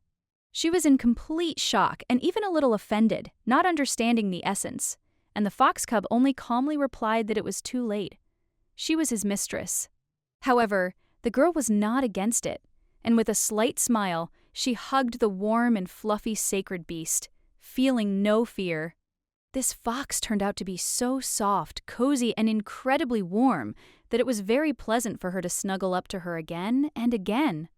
2 days passed, and they were again riding in a traveling carriage, heading to a new point, accompanied by servants and guards. The fox cub settled comfortably on her lap and fell asleep, but the girl was already feeling uneasy. Her legs were numb and her body began to ache. The uncle carefully took the fox cub from her feet, deciding to help his niece at least a little so that she could move calmly. But the fox cub began to speak discontentedly, demanding that he be released immediately and that his peace not be disturbed without reason. He even asked the girl why she was simply silent and doing nothing, but she pretended not to hear him at all. While he was sleeping peacefully on her knee, the girl's legs went completely numb and she couldn't move. She became incredibly bored. The girl, quietly complaining, asked her uncle to hug her, and the gentleman, putting the little animal down, gently pressed the girl to himself. He picked her up in his arms, and the girl immediately broke into a joyful smile, feeling warmth and protection. When he looked at her, he smiled tenderly, as if his heart was warmed by her childish affection. Last time the carriage overturned, and then the girl was confused, not understanding what was happening and how to react. The servants reported that the carriage had broken down, and that she must now transfer to another one, where she would ride next to her master. And the nanny, along with the rest of the servants, had to sit in another carriage so as not to create unnecessary crowding.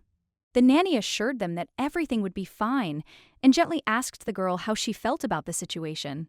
If Shusha didn't like something, she was strictly told to speak up immediately, without hiding anything. She was taught that silence could lead to serious misunderstandings. The Duke never mentioned that she could ride with a nanny if she wished. Usually, only his wife, heirs, or recognized vassals rode with him. He wasn't as indifferent as she'd assumed. There was a tension in his gaze, concern in his actions, and it slightly confused her. The Duke announced that their journey was coming to an end and they would arrive soon. His voice was calm, as if it were just a formality. The girl looked at him in surprise, and he added that soon the temple they were so eager to see would appear ahead. When the temple came into view, Shushu froze. She hadn't expected such grandeur and beauty. She couldn't even imagine anything like it. She couldn't understand how they had managed to cover the distance in 5 days. She thought it should have taken much longer. The uncle said that they would soon find themselves in the city, but the girl still could not understand how the road turned out to be so short. He handed her some more candy, which delighted Shushu, but he soon noticed that her reaction seemed insincere. Then he suggested that it probably wasn't candy she was expecting. Although the girl was happy, there was something else inside her, anxiety or worry. All she did was eat and sleep, not noticing the days passing. When she realized they had already arrived, she felt sad to part with her loved ones. Shushu suddenly burst into tears, not understanding what had moved her so. Fox watched her in confusion, not knowing how to comfort her. The girl felt as if everything would become distant again. Little Fox didn't understand anything, but she could see that Shushu was deep in thought about something important. The fox asked again if the girl wanted to stay with this man forever. Her voice held a surprising understanding. The girl nodded slightly, smiled and winked at the fox, as if confirming that everything was exactly as it was. She didn't want to part. Then the fox thought that she could easily lure this man, because Shushu was clearly attached to him, and this could be used. But the girl herself didn't know how to do this. And then her uncle suddenly informed her that all the candy was gone, which greatly upset her. He promised to fulfill his promise in the city, and she shouldn't worry. Everything would be just as she wanted it to be very soon. He promised to treat her to as many figs as she could eat, and even more. He wasn't going to go back on that. Shushu was delighted by this news. A plan had already formed in her mind for how to use her uncle's generosity to her advantage. She ignored the fox's words and simply listened to her uncle. He said they would only be in town for a day, and she could take a walk. The fox was indignant. It was stupid to go alone. She needed to call her uncle. Hearing this, Shushu finally obeyed and invited her uncle to come with her. He asked again in surprise if she was joking, and if she really wanted to go for a walk with him, since he had a lot of things to do. She nodded confidently, looking up at him with new eyes that held a determination not typical of little girls. Then the uncle replied that he was very busy, but the girl reminded him of his promise, and her voice sounded confident that he would not refuse. He was at a loss. The promise hadn't involved a walk at all, but arguing with the girl now was pointless. She clearly wouldn't give in. He sighed and finally agreed. He said that if it wasn't long, he'd go. Shushu smiled triumphantly, having gotten her way. The fox gave her a sign of approval with her paw. The girl was even more delighted. It seemed to her that everything was going just as it should. But Uncle suddenly remarked that this might be their last meeting. His voice was quiet, but with a distinct sadness. The girl suddenly grew sad. Her joy vanished, and a strange expression appeared on her face, as if she suddenly realized how much she stood to lose. This time, Shushu was sure that she had to win Berg over to her side at all costs, otherwise all her plans would be pointless and would collapse. Only a few hours passed, and now the dusty carriage entered the city limits, where stone houses gave way to busy streets and the noise of carts. Shushu still couldn't figure out how to deal with her uncle. He was like a frozen iceberg, dry, stern, unapproachable, and not at all inclined to tenderness. She didn't know how to get through to his heart, like a melting cloud of cotton candy, and make him care at least a little about her and want to help. The main thing is to do it in such a way that he himself offers to take her to the north, without suspecting that this is part of Shushu's own cunning plan. But the more she thought, the more everything became confused in her head, like a tangled ball in which neither beginning nor end could be found. She hoped that if she was close to him, like when she was broadcasting online, everything would work out for her. She knew how to be convincing back then. In real life, it was different. Without a screen in front of her eyes and an audience behind the scenes, she began to get lost, stutter, and avoid direct eye contact. Perhaps that's why it was easier for her to talk in the chat. In the virtual world, her words sounded more confident, her thoughts formed more clearly. The fox, noticing her strange behavior, asked what she was doing, because Shushu was simply sitting with her eyes closed, as if withdrawn into herself. She answered briefly that she was thinking, and if she recalled her previous life, she was not at all a capable ruler or a worthy empress. Quite the opposite. She was a lousy ruler, and her reign was filled with suffering, pain, and regrets that she did not want to remember. And if you look back, it seems that those parts were full of people, but none of them showed kindness. Cold indifference reigned there. Even the blacksmiths and architects of the great Hwaseong fortress did not seem kind to her. They were all preoccupied with themselves and did not notice the pain of others. And yet, among them, she remembered one young official who suddenly stood out from the gray and indifferent crowd. Just before her arrest and the outbreak of unrest in Astana, there was not a single person nearby who would express sympathy or defend her. Even the servants of the fortress looked down on her, as if she were not a person, but just an empty space, devoid of meaning and dignity. Because of this, she often cried, unable to cope with the loneliness and resentment that made her heart clench and her hands tremble. And then this official said out loud for the first time that those around her were too cruel to her, and no one had the right to treat her like that. She sat on the cold floor in tears when she heard his voice, and even raised her head, not believing that someone had protected her. He claimed that she was not at all to blame for those terrible executions. He said it was absurd, because she would not have decided to do something like that even under pressure. He reminded everyone that she had just turned 21, and then she saw his back, confident, straight, like that of a real knight. She was never able to see his face, and 10 days later, she was taken out of the cell where the death penalty awaited her.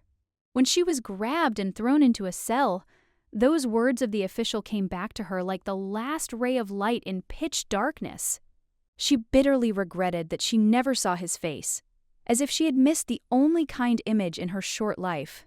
After this, a harsh order followed. She was executed without even being allowed to say goodbye to anyone, and no one else said a word of support to her.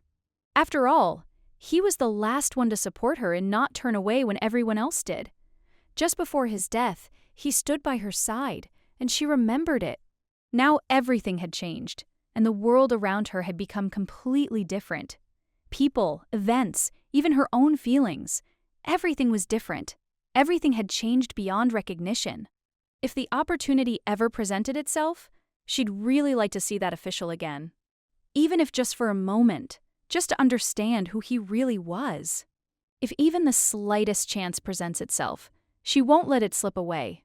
She intends to seize this moment because it's important to her, even if no one else understands. The beast turned to the girl and asked her a question. He wanted to know what she was constantly thinking about, despite everything that was happening, as if nothing existed around her. She thought about how she could remain close to her uncle. He said she shouldn't forget that his mistress deserved to live in wealth, and he himself deserved it. Since they are now together and will act together, they should think alike. They are a union, and every little thing must now be discussed and decided together. She doesn't have much time left, and everything is complicated by the fact that her uncle is not around now. And without him, many things become more difficult and even scarier. She still can't figure out what exactly she should do. Her thoughts are jumbled, but she needs to pull herself together and focus, because she simply has no other choice. A short time later, they arrived at the scene, and all her previous thoughts vanished. The girl became completely focused on what was happening around her. The servants told her there was a store nearby that sold only toys. This news immediately caught her attention, and her eyes lit up with joy. The girl immediately announced that she really wanted to see these toys. Her voice was filled with genuine anticipation and childish delight. She had once heard that there was a huge toy store on one of the streets of the capital, but she had never been near it before. And now, seeing it with her own eyes for the first time, she was stunned. The sight seemed like a true miracle to her, and she couldn't look away. She had no toys as a child. Her uncle remarked that the ones she chose seemed of poor quality, but she lost her temper. For her, they were special toys. She added that she loves them with all her heart. Sweets, of course, are more important to her, but toys come right after, and nothing can change that. Then Duke joined her chat. He left a message saying his son was completely different, and seemed surprised by this himself, comparing their behavior. He couldn't understand the difference. Meanwhile, the girl received 2 points. She found this interesting, if a little odd. Even if he's arguing somewhere in the other window, she can't use it against him. Even though she knows what he's thinking, she holds back. Her uncle often says things about her in his thoughts that hurt her feelings. She senses this, and it hurts her heart because he doesn't care how she feels around him. She wanted to believe that at least during this time, at least the slightest friendly connection would develop between them. But alas, she was mistaken, and his attitude towards her hasn't changed. He still can't stand her. Suddenly, one of the servants approached her and suggested they go for a walk. The girl hopefully asked if she was really allowed to go out, as she really longed for some fresh air and a change of pace. The servant replied with a smile that if she wanted to explore the city, nothing would stop her. She could choose any place for a stroll, and no one would stop her or restrict her. When she heard this, several knights immediately began arguing among themselves. Each wanted to be the one to accompany her on her walk, as it meant being close to her. However, the dispute soon escalated, and the knights began accusing each other of dishonesty. Each was convinced that their opponent was trying to outplay them through unfair means to gain an advantage. The reason was quite obvious. The wizard always won, and the knights demanded a rematch, hoping that luck would finally smile on one of them, and they would be able to achieve the long-awaited victory. The servant, sensing his own growing tired of their bickering, advised the princess to wait a bit. The men had to decide among themselves which of them would accompany her on the walk, and this matter required a decision. The princess smiled and nodded, agreeing to wait a bit. She even found it amusing to watch all this fuss, as she had never seen men argue so much over trivial matters. After that, she looked at the nanny, who was holding a fluffy fox in her hands, who seemed to understand everything and silently watched what was happening. The girl, looking at the fox, suddenly said she urgently needed this toy, as if she couldn't live without it. Her desire was so sincere that it was almost irresistible. The fox, surprised by her words, asked why she called him a toy when he was alive and capable of speech. He tried to understand why she couldn't see the obvious. The fox cub noticed that he was indeed hungry and wanted to eat. However, the girl, without thinking, again called him a toy, not paying any attention to what he was saying. The fox muttered angrily that she was hungry too, and that it wasn't funny at all. After all, if they wanted to go for a walk, they needed to eat first, so they wouldn't be exhausted. Uncle intervened gently, slightly surprised, saying that they needed to have a snack and rest first. Only then could they think about going for a walk or other activities. The girl was genuinely surprised by this order. She hadn't expected food and rest to be a priority, as in her mind, a walk ranked much higher on the list of important things to do. The fox, hearing her uncle's words, whispered with satisfaction that now she understood. This strong man truly knew what needed to be done. He always made the right and proper decisions. In fact, everyone was long overdue for a meal.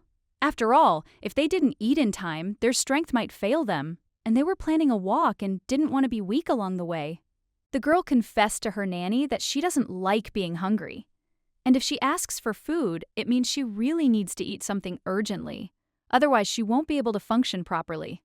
The uncle was a little surprised to hear that the girl was still hungry. After all, they had all just finished their snacks. He quietly turned away, not wanting to show how puzzled he was by this situation. After some thought, Uncle suggested going to a restaurant where everyone could find something to suit their tastes. It was convenient, and everyone could enjoy their favorite dishes. When they arrived at the restaurant, the staff greeted them with honor and attention. It seemed as if they were being treated like special guests, ready to be treated with attention at any time of day. The girl sat the fox next to her, unwilling to let him go even for lunch. She had become so attached to this animal that she could no longer imagine a single moment without him by her side. During their journey, the knights and wizards displayed unusual kindness and caring. They did not consider themselves superior to others, but were attentive to everyone, regardless of their status or position in society. All people were equal in their eyes, and their social class mattered little. They didn't divide people into rich and poor, but accepted everyone without exception, no matter how different they might be. At the table, everyone ate the same food, without picking at dishes or expressing dissatisfaction. This created a friendly atmosphere where everyone felt part of the same group, without distinctions between us and them. Particular attention was paid to the selection of dishes for the princess. They tried to select dishes she would enjoy, so she would feel comfortable and at home among their friendly company. This distinguished them from the courtiers who lived in the imperial palace, where tension always reigned. There, someone was always dissatisfied with something, and everyone thought only of their own interests. The girl began to eat, and the fox, sitting nearby, rejoiced at the moment. He knew that now everyone would be able to eat, and everyone would feel a little better, and the atmosphere would become even more relaxed. But suddenly, the girl felt a strange drowsiness wash over her. Her eyes began to droop, and her body grew heavier. A feeling of fatigue overwhelmed her, and she could barely stay awake. She was completely overcome with sleep, and she could barely keep from falling. But the little fox noticed this and tried to warn her. Despite her tiredness, the girl thought about asking her nanny for something sweet. Candy might perk her up. But the nanny was busy at that moment. She was also eating, so she might not notice the request right away, and the girl decided not to distract her. And suddenly, the girl began to lose her balance, staggered, and the fox, who was sitting next to her, was the first to fall to the floor. Then the maid approached the princess and gently reminded her that perhaps it really was time to get some sleep. The girl Shushu was so tired that she could no longer resist sleep. Her eyes closed, her legs tangled, and it seemed like she was about to fall asleep standing up. Everyone present seemed enchanted when they looked at her. Some were touched, others could hardly hide their admiration, as if there was something special about her. Nanny Nini noticed that the princess was clearly overtired. She fell asleep right in her arms, sweaty, with damp temples and heavy, intermittent breathing. Duke Berg Willow frowned and asked the maid what exactly she had just said, because it seemed important to him. The nanny did not immediately understand what the Duke meant, so with slight excitement she asked what words he was referring to. The gentleman asked if the girl was really covered in sweat, and the nanny nodded, confirming that she had noticed it when she fell asleep. The Duke suggested that if she had fallen asleep sweating, perhaps she was ill with something, but the nanny reassured him, saying that this often happened to children. She explained that small children may have a higher body temperature than usual, and therefore such reactions are quite normal. Then the uncle noticed that the girl could simply be overtired, because she had had a busy day, and the encounter with the werewolves added to the tension. He immediately turned to the servant standing next to him, looked at him sternly, and silently made it clear that action was needed. Then he said out loud that he should go and get a doctor without delay. There was no time for doubt. The servant rushed to carry out the order, and the nanny was still trying to explain that perhaps it was not a cold, but just fatigue and accumulated tension. Nanny Nini looked extremely confused. Her eyes darted around, her hands trembled. It seemed that she was frightened not only by the princess's heat, but also by the situation, which had become tense. Duke Berg Willow had 3 sons and always showed touching care for them, as if he was trying to compensate for what he himself had been deprived of in life. However, despite all his love for his children, he remained cold to his wife, even in her last days, showing neither warmth nor pity for the one with whom he shared the house. The Duke sternly asked why the servant was still standing there and had not called a doctor, since time was running out and to delay now would mean risking the child's life. The man immediately rushed to carry out the order, because the Duke's voice sounded firm. There was not a hint of hesitation in it, only determination and anxiety. Everyone was surprised. Never before had anyone seen the Duke so excited. His concern for his niece seemed sincere and truly rare. The servants began to get confused in their actions, not understanding what was happening and why the atmosphere in the house became so tense, as if a disaster had happened. The Duke loudly ordered that a doctor be found immediately, and then everyone in the castle began to fuss, realizing that the situation had gone beyond the usual course of events. 10 minutes later, one of the servants returned, and with him was a doctor, who had been found urgently, without losing a minute of precious time. The servant reported that he had brought the best doctor in the area, and expressed confidence that this specialist would be able to help in such an alarming situation. The doctor asked in surprise what had happened, because just 10 minutes ago he had been resting peacefully, unaware that he would be urgently called. He added that he had not left the city for a long time, had not gone on business trips, and generally led a quiet, measured lifestyle, avoiding urgent matters. But the servant noted that it was better not to refuse now. His voice was trembling, and his eyes showed an understanding of the seriousness of the situation. The doctor then said that he usually did not agree to urgent calls for money, but this offer seemed to exceed all reasonable expectations. Seeing the amount offered by the Duke's envoy, he immediately changed his mind, got ready in a minute, and said that he was ready to go right now.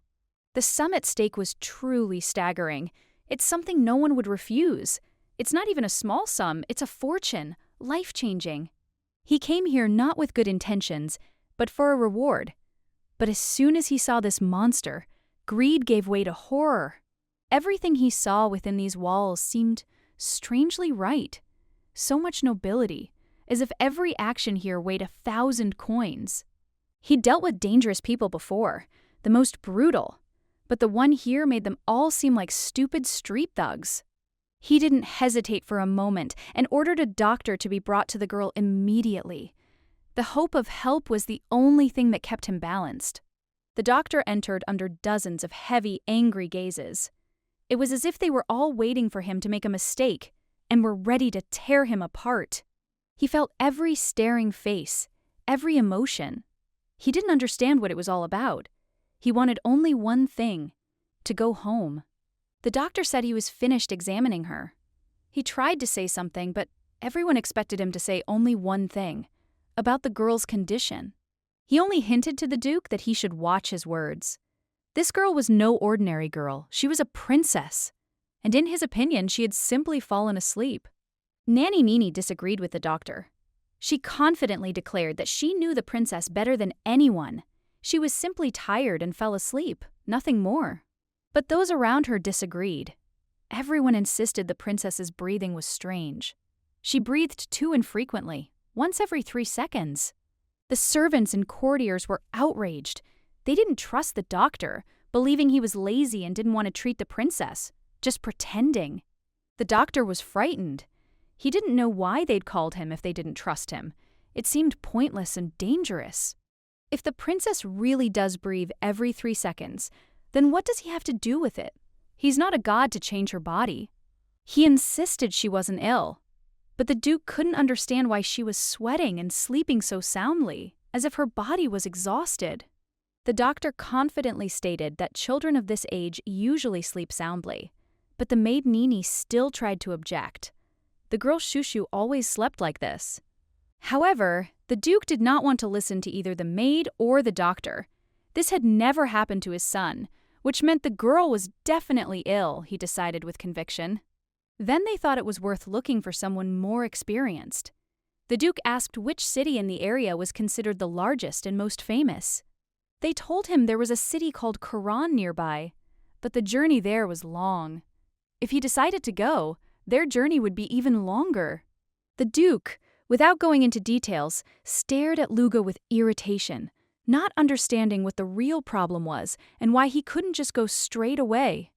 In fact, Luga wanted to explain that due to the city's remoteness, they needed to leave as quickly as possible. The gentleman had changed everything for the princess. That seemed strange. She became increasingly convinced that the Duke was completely unaware of how lost he was now and how little he understood the situation. Nini's maid tried to explain the matter to him, but he didn't even bother to listen to her, as if it wasn't worth a drop of his attention. The sorceress then intervened and said that she could call a good doctor through the portal if they allowed her to use magic. She asked that this task be entrusted to her, emphasizing how important it was that everything be done quickly and accurately. For the first time, the Duke looked at her so strangely. If she was still here, it meant she hadn't realized he'd already made up his mind. The sorceress immediately set off on her journey, dragging another servant with her to speed up the entire process and not waste time. She hurried as fast as she could. Everything had to be done as quickly as possible. Princess Shushu urgently needed help. After a short time, they finished creating a magic circle, thanks to which they immediately teleported to the desired location. Due to magic, the girl accidentally dropped the spoon, which almost immediately appeared next to her. The spoon began to fall, but the Duke noticed it in time and managed to catch it before it fell. The Duke was alert and reacted quickly, catching the spoon before it could fall to the floor or onto the girl. His actions were swift and decisive. They decided to stay in the city for another day to complete all their important business and give themselves time to rest. It was a significant decision, given the circumstances. He also ordered that the best accommodations nearby be found for the princess. He wanted her to feel as comfortable as possible, despite all the difficulties. When they found a place to spend the night, they apologized to the princess, citing that, although the city was large, the options were limited. It was a small spot, but suitable for an overnight stay. They found a spot that, while small, was perfectly suitable. They quickly moved the girl so she could rest, hoping she would be comfortable. The Duke noticed the girl's blood pouring out like a stream, and immediately inquired if magic could heal her. He was concerned about her condition and was searching for a possible solution. The maid replied that the doctor had said healing magic wouldn't work. The princess was too young, and it could have adverse effects on her condition. He noticed he'd ordered the room's temperature raised, but he couldn't understand why the servant hadn't done so yet. He was irritated, but he tried to control himself, concerned for the princess's well-being. The servant apologized and explained that the second platoon of mages was currently doing everything possible to rectify the situation. It had taken longer than they expected, but they had not given up. The wind was strong and cold, especially from the north, making the process more difficult. The mages worked with all their might, trying to cope with the difficult conditions and solve the problem. The maid was worried, believing the princess was simply tired and asleep, but no one believed her.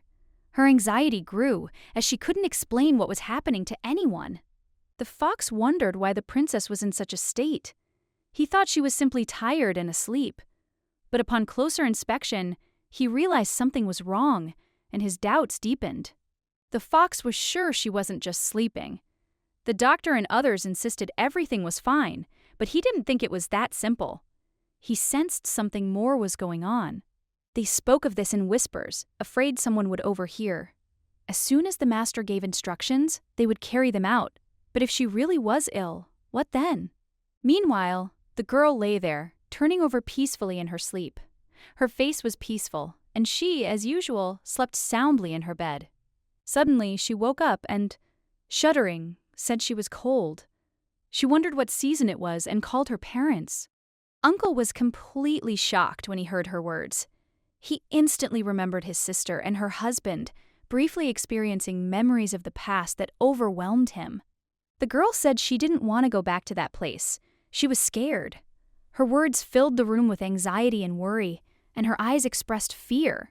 She kept saying how scared she was, and then her uncle, without hesitation, picked her up. He tried to calm her down as best he could, to relieve her anxiety. This overprotectiveness seemed to reach a new level, becoming more pronounced. Everything around seemed tense, and Uncle couldn't find peace. At this point, another doctor reported that the princess had simply fallen asleep. He clarified that it wasn't due to anything serious, but rather fatigue. He was a physician renowned for his unique abilities and accomplishments. He brought with him a sorceress renowned for her wisdom and skill. The doctor noted that the princess was likely sleeping soundly due to fatigue, which is quite normal. Long journeys and stressful events could have exhausted her. He added that adults also experience such moments. The princess is still young, and such difficult trips can have a significant impact on her, causing fatigue. In a past life, the girl had a difficult experience, so painful that others could not even imagine. These memories were too painful for her. The doctor, the gentleman trusted, demonstrated his competence and earned his trust. He was a man he could rely on in such delicate situations. All the servants breathed a sigh of relief upon learning that the princess was not ill. Their anxiety gave way to calm, and the workday could continue without further worries. The other girls remarked that the sorceress handled the situation very well. They were impressed by her abilities and determination despite all the difficulties. However, the sorceress lost consciousness again. This was due to the excessive use of magical energy, which affected her condition. Everyone immediately realized they needed to move her to safety. The servants rushed to help, as the sorceress's condition was far from normal. A servant approached the Duke and quietly told him something important. This was necessary to understand the situation and properly organize further actions.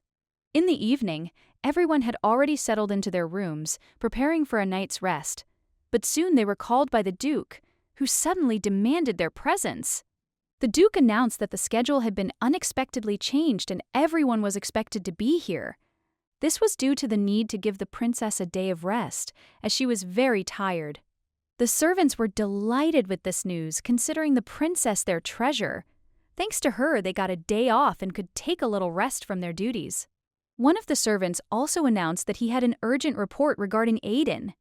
This was important, and everyone needed to be kept up to date to avoid any misunderstandings.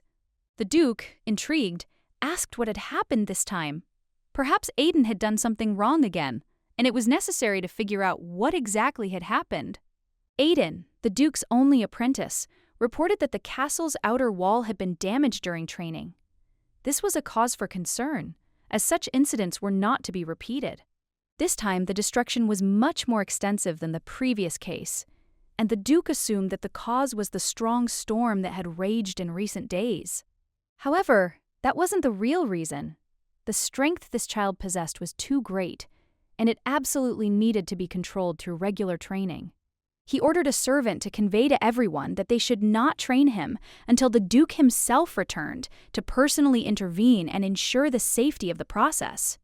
Mogul Willow, the Duke's eldest son, should have been there to manage the situation, but while he was gone, only the Duke himself could take responsibility for the child's power. The servant bowed and replied that he understood the instructions perfectly and would be sure to report them to all who needed to know. After this, the Duke dismissed them, and everyone went about their business. All the employees were delighted. They sincerely considered the princess a light in their lives, a small ray of hope, and were overjoyed to have received a long-awaited day off. Thanks to the princess, they finally had a chance to rest. For many, this was a real relief, and they almost cried with joy, realizing they could relax. One of the senior workers said he'd been working under the Duke for 10 years and had never gotten the day off. But this situation was truly unique, requiring attention. Every time someone looks at the princess, it immediately becomes obvious that her connection with the Duke is truly very close, and the family ties between them are palpable. That's what everyone thought from the very first day. Anyone who saw the princess couldn't help but remember the Duke, as their appearance, mannerisms, and behavior were strikingly similar. Scarlet Will, the current Duke's older sister and mother of the girl Shushu, left a significant mark on her family's history, and her influence is felt even after many years. This woman could have become more famous if she had lived, because her charisma and strength of spirit would have won respect not only among the Northerners, but throughout the entire territory. It was believed that blood cannot lie, and this opinion was shared by many. After all, the previous Duke had also been exceptionally handsome, which only confirmed his lineage. However, the princess amazed everyone with her beauty, and if she maintains it in the future, she could become the most famous and recognized woman on the entire continent. At this time, the nanny, sitting carefully next to the girl, could not help but notice how time quietly and imperceptibly passes, while her charge calmly plays or does other things. She was informed that today would be a special day because someone important was coming. This circumstance forced her to stay put, as her vacation was postponed. When the nanny turned around, she realized that standing before her was not just an ordinary servant, but the Duke himself. His appearance was unexpected and a little alarming, as such a visit was not expected. The maid told him not to worry, as he was very tired himself. He needed some rest today to recuperate from everything he'd been through. She realized that it was useless to insist, and advised him to take good care of the princess, because this was her main concern, and a lot depended on it. If the Duke had looked the same as he did when he first entered the princess's room, she wouldn't have been able to escape all the consequences. Everything would have been exactly the same. But despite this, she still felt his gaze, full of mystery, as he looked at the princess. This couldn't be a simple coincidence. Perhaps there was another meaning hidden within. He had changed a lot since then, and she hoped these changes would only be for the better. Perhaps it was a good sign, a precursor to something important and significant. After saying goodbye to the gentleman, she left the room, leaving behind a place where so much had happened. She felt this was an important moment that needed to be experienced. The Duke looked at the girl, thinking how strange it all was. He couldn't shake the feeling that there was something deeper in her words than mere childish naivety. He remembered the moment she'd said she wanted to see him later. She'd known she'd miss her uncle, even though she hadn't shown it. She promised that she would always remember him, no matter what was happening around her. These words would remain with him, a memory of something important that was destined to happen. He couldn't understand how this little girl could know about such events as defeating the dragon. It seemed like a prophecy, but he couldn't quite believe it. The more the Duke reflected on what was happening, the clearer it became that with every passing hour, he was losing precious time. In this situation, delay was fraught with consequences. Perhaps if the girl really was a prophet, she could explain to him what he needed to do. He had to take her for her own safety and for Aiden's. The current emperor's reasons for becoming a usurper remained a mystery. He killed all the pretenders, but for some reason spared this child, leaving her alive. The Duke considered taking her with him, despite all the dangers. This decision was extremely risky, especially considering all the possible consequences. Taking her along was quite dangerous, even without considering all the risks and difficulties that could arise along the way. However, there were no other options. But what if Aiden dies, like his sister, because of the princess's actions? All this will prove meaningless if the girl isn't a prophet, and her presence only leads to conflict with the imperial family. The North could not openly oppose the current emperor. Such a move would have been too dangerous, and could have led to devastating consequences for the entire country. However, the Duke couldn't understand why he felt such a strong attraction to this girl. His affection for her remained a mystery he couldn't solve. After a while, the girl slowly began to wake up. She couldn't understand what had changed, as the ceiling now looked completely different, and the sensation was alien. After a long sleep, she began to stretch. The feeling of recovery made her feel better, but her head was still foggy. Everything seemed so strange and unfamiliar. The girl realized she hadn't been reborn, as she might have thought. Instead, she'd simply woken up, but she felt her world had changed, as if everything around her was different. The nanny entered the room and asked how the princess had slept. The girl woke up, winced slightly, but didn't express displeasure. The nanny was concerned about her well-being. The girl felt how strange it all was. She thought about how exactly her life had changed. The nanny also noticed her strange behavior but remained silent, preferring not to stir things up. The girl asked her nanny where she was. Her eyes betrayed concern. In response, the nanny merely sighed and explained that they were in a safe place where she could rest. The nanny noted that the girl was a little frightened. She fell asleep so suddenly that she didn't even understand how it happened. The Duke prepared a cozy corner for her so she could rest. The girl had already heard talk of them leaving this place soon. She couldn't understand the urgency, but her eyes reflected anxiety. She wasn't looking forward to the journey. The realization that she needed to get to the temple on time before the important event worried the girl. To make it before the dragon arrived at the gates, she had to act quickly and decisively. While the girl slept in the carriage, she didn't notice how time was passing. She was absorbed in her thoughts, oblivious to all the stops. The important thing was that she was safe. When the girl woke up, she was overcome with shock. She couldn't understand what was happening, and it frightened her. Her uncle's actions had so stunned her that she didn't know what to think. She also noticed that the fox was waiting for her. This was unusual, as the little animal was always nearby, as if sensing something. She didn't yet know that many surprises awaited her in this world. The girl thought about how much the fox loved her. It was a strange affection, but she felt its sincerity. The fox was always there and always ready to support her in any situation. The fox came closer and cried out loudly that she needed food. She looked very hungry, and the girl couldn't help but notice her miserable appearance. All this filled her with even more anxiety. The princess felt strange. Her anger was a mystery to her. She couldn't understand what was happening to her, why her soul was filled with such tension that she couldn't shake it. At that moment, she heard her stomach begin to rumble. Realizing she was hungry, the princess admitted to herself that she really did want to eat, and her stomach turned out to be a pretty good indicator. The princess didn't hide her desire, declaring that she too was hungry. She began to feel her desires growing stronger, crowding out everything else, including her anger. The fox slyly noted that the princess's hunger was due to her falling asleep right in the middle of eating. It was amusing but also fitting for her strange mood. The fox, though also hungry, suggested the princess hurry to the kitchen. They couldn't sit there any longer while their tummies growled, craving at least some food. The princess was a little surprised. She thought everyone should have been concerned about her food. It seemed strange. How could everyone forget that she, as a princess, needed to be fed? Foxy explained that she hadn't eaten the food offered to her. She was too cautious to trust anyone who might try to sneak something into her mouth.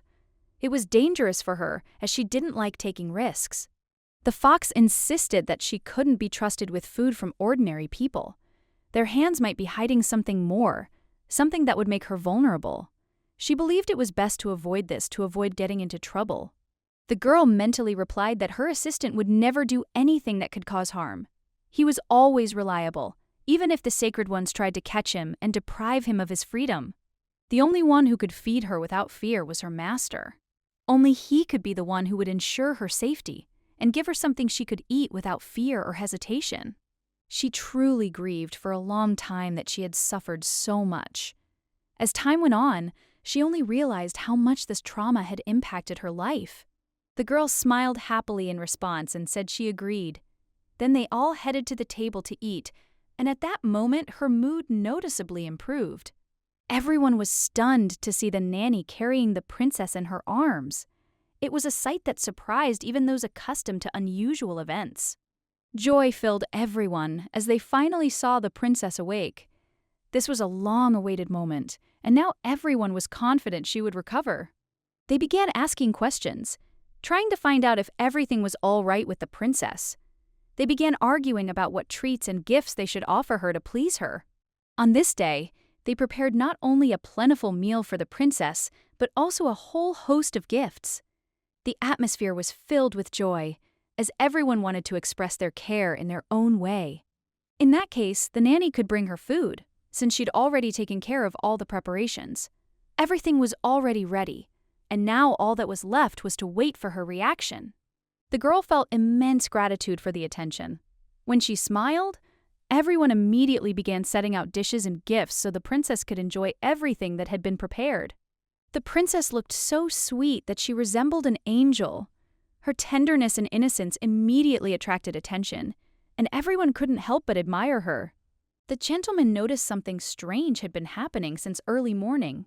He tried to figure out what exactly was wrong, as there was an unusual atmosphere in the air that was unsettling him. The girl was overjoyed to see her uncle. His appearance brought her joy, and she immediately felt comfortable and calm around him, just like she had in childhood. But she was surprised when she noticed him looking away. It was unusual, as he was usually attentive to her, but now it seemed as if he was hiding something. He said he'd have breakfast with her today, so they needed to get everything ready as quickly as possible to make it to all their planned events. Everyone was stunned. A gentleman so dignified and stern would eat with a princess. This seemed unusual and completely out of character for him. Those interested in life at court couldn't hide their surprise. When the Duke turned around, they simply exchanged smiles. After all, they hadn't often seen him so open. He smiled back at them, and it was an unusual smile, so rare for the Duke. There was something warm and unusual in his eyes, unlike his usually stern appearance. The Duke told the servant that they would now be required to place all gifts in the carriage's luggage compartment. His instructions were clear and precise, as always in his actions. They understood that even if he were the same knight as in the old legends, nothing would change. His role in the life of the court and the kingdom would always remain central. They felt humiliated, as if their position in this society were less important. It was like a heavy burden they couldn't shake off. The girl ate very well. She savored every bite, but they kept offering her more, insisting she eat more. The fox was also delighted with such a quantity of food, but her attention was absorbed by only one thing. She could eat as much as she wanted, without thinking about the consequences. The Duke told the girl to eat, and then they could go for a walk around the city. This was her chance to see new places and enjoy the stroll in her uncle's company. They decided to revisit the toy store they hadn't had time to visit the day before. Now they had the chance to enjoy the shopping the girl had long dreamed of. The girl was so happy that she quickly began eating, as if trying to take it all in at once. Her eyes sparkled with joy, and she grew even more delighted with each passing moment. The Duke, watching her reaction, couldn't help but smile. It was so unusual for him to show such open emotion, but the girl managed to make him feel differently. A little time passed, and they were strolling the streets. The girl was completely delighted by the scenery she saw, her eyes unable to satiate themselves with the beauty of the world around her. She hadn't expected the walk to be so unusual. She'd imagined it as a normal weekend, but now a whole new world was opening up around her. There were so many people around her who helped and supported her every step of the way. There were countless helpers, and each one offered their assistance and attention. The nanny, smiling, told the girl that there was a shop nearby filled with wonderful flowers. It wasn't just beautiful, it was magical, and its unusual atmosphere captivated her. The girl enjoyed being surrounded by so many people. They constantly entertained her, played little games, and laughed with her, creating an atmosphere of joy and fun. She happily played with everyone around her. It wasn't just fun, it also brought her immense pleasure, as everyone treated her with love and attention. Some people entertained the girl with magic, others gave her small gifts, which she happily accepted, enjoying every moment of her journey. Approaching a certain spot, the girl suddenly pointed her finger in one direction and said she wanted to go there. Her request was clear, and everyone immediately understood where she wanted to go. She asked her nanny to buy her something special, something she'd noticed. It wasn't just a wish, but a dream, and the girl was sure it would be a true gift. A helmet appeared before them, and the nanny couldn't understand why the princess had chosen it. Her surprise was obvious, but the girl seemed confident in her decision. In fact, the princess had a reason for doing so. In her second life, shortly before her capture, she had experienced many things that left a mark on her memory. When the soldier threw the helmet straight at her head, it seemed pointless. She was still alive, and this act couldn't kill her, because she didn't die so easily. This helmet was similar to the one that stood in the emperor's office. It was part of the world she knew, and in her memory it became a symbol of a time that had already passed. Looking at this helmet, the princess was once again drawn back to memories. That's why she wanted to buy it, because every element that reminded her of that time made her feel connected to what had happened. The girl, eagerly running toward the helmet, examined it with interest. Her eyes sparkled with delight, unable to tear her gaze away from the object that had awakened so many memories. Foxy, standing nearby, said with a smile that she too would like to take a closer look at the helmet. Her curiosity was understandable, as it was something new and unusual for her. The girl was somewhat surprised by the fox's question. The fox, in turn, couldn't help but wonder why its owner needed such a helmet. It seemed strange, but every object has its own story. Lisa began to laugh, noticing that the helmet didn't quite look like the ones usually sold in this shop. This comment was a subtle hint that the item looked unusual for such a place. The princess's mistress asked the fox if she thought the helmet would be durable and long-lasting. The fox, after examining it carefully, replied that to her it looked quite ordinary, like any other object. Upon hearing the answer, the girl immediately ran to her nanny. Desire burned in her eyes, and she happily announced that she really wanted to buy the helmet, despite the fox's hesitation. The girl was determined. She really wanted to put this helmet on her head. This desire seemed strange to her, but not so important that she had to give it up. The knights stood there, confused, discussing her request. They wondered why the girl was so eager to don the helmet, as if it were something out of the ordinary. After much deliberation, they decided they could afford such a helmet too.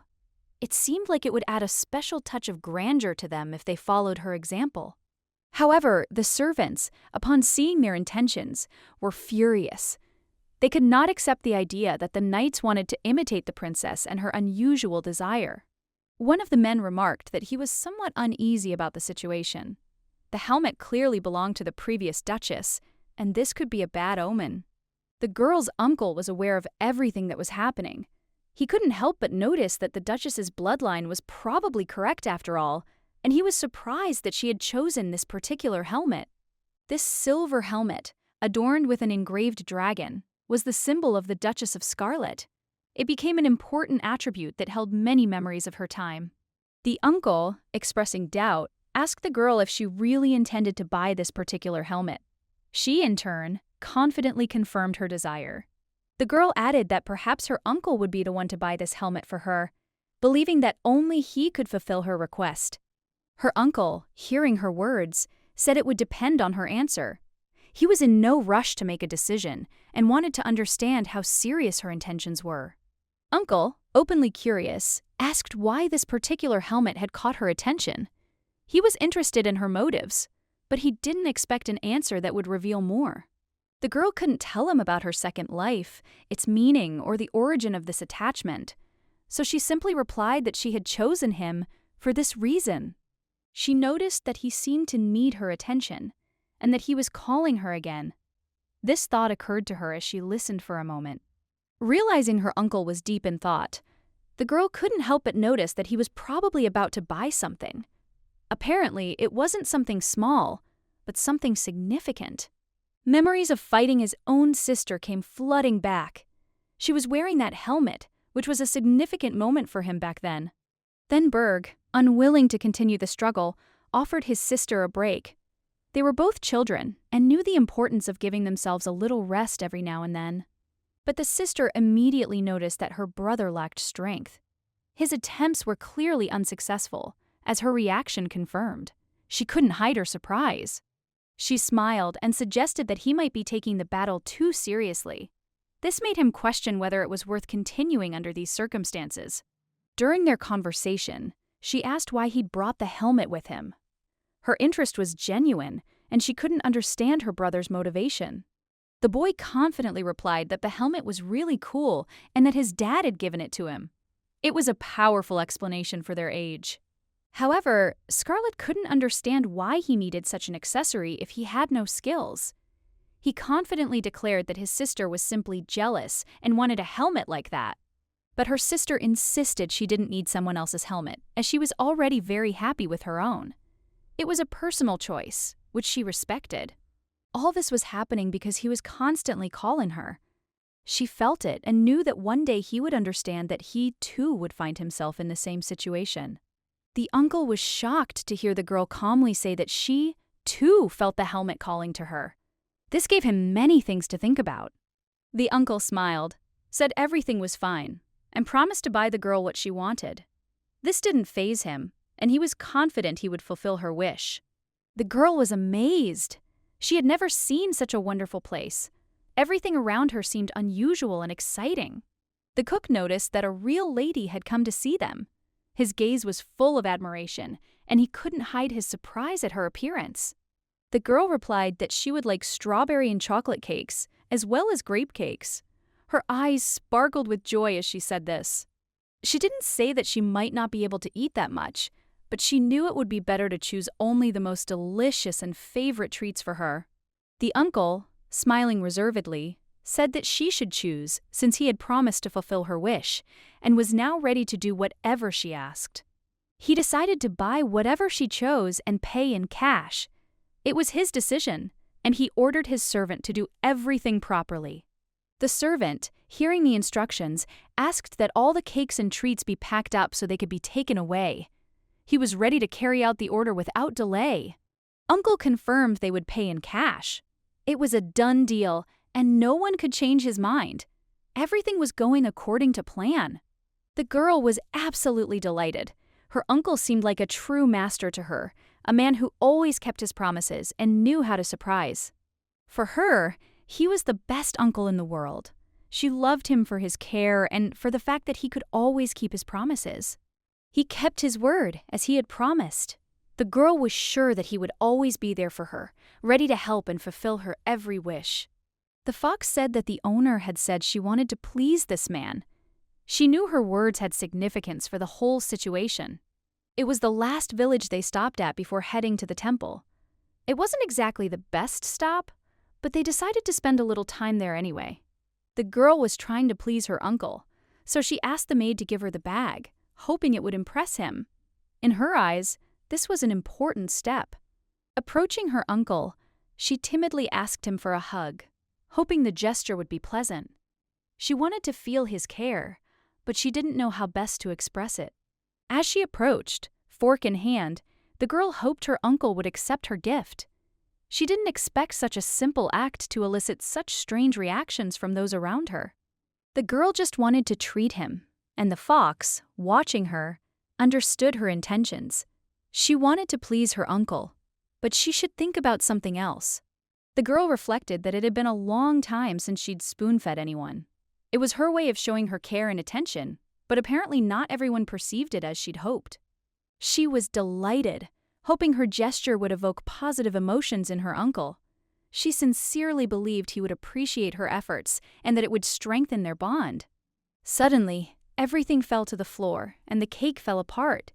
The girl was confused, and everyone around her was surprised, not understanding what exactly had happened. Everyone was shocked and began to think that something strange had happened, as if someone had deliberately thrown away a piece of cake, not paying attention to what was happening. The girl was very upset because her intentions were pure. She wanted to treat her uncle and make his day a little brighter, but everything went wrong. To those around him, it looked as if the Duke had dropped the cake deliberately. They began to doubt the sincerity of his actions, even though he hadn't intended it. By neglecting the princess's attention, it looked as if the Duke had accidentally dropped a cake, although in fact nothing of the sort had happened. And then they noticed one of the servants suddenly rush toward the cake. His actions were swift and decisive, as if he couldn't allow the cake to go to waste. The servant began eating the cake off the floor, and the others tried to stop him. This sight shocked everyone, as no one expected anyone to dare do such a thing. The Duke was at a loss, unable to comprehend what exactly was happening. Everything seemed absurd, and he couldn't make sense of the events, as the situation was so confusing to him. He turned to the girl and noticed that she looked upset.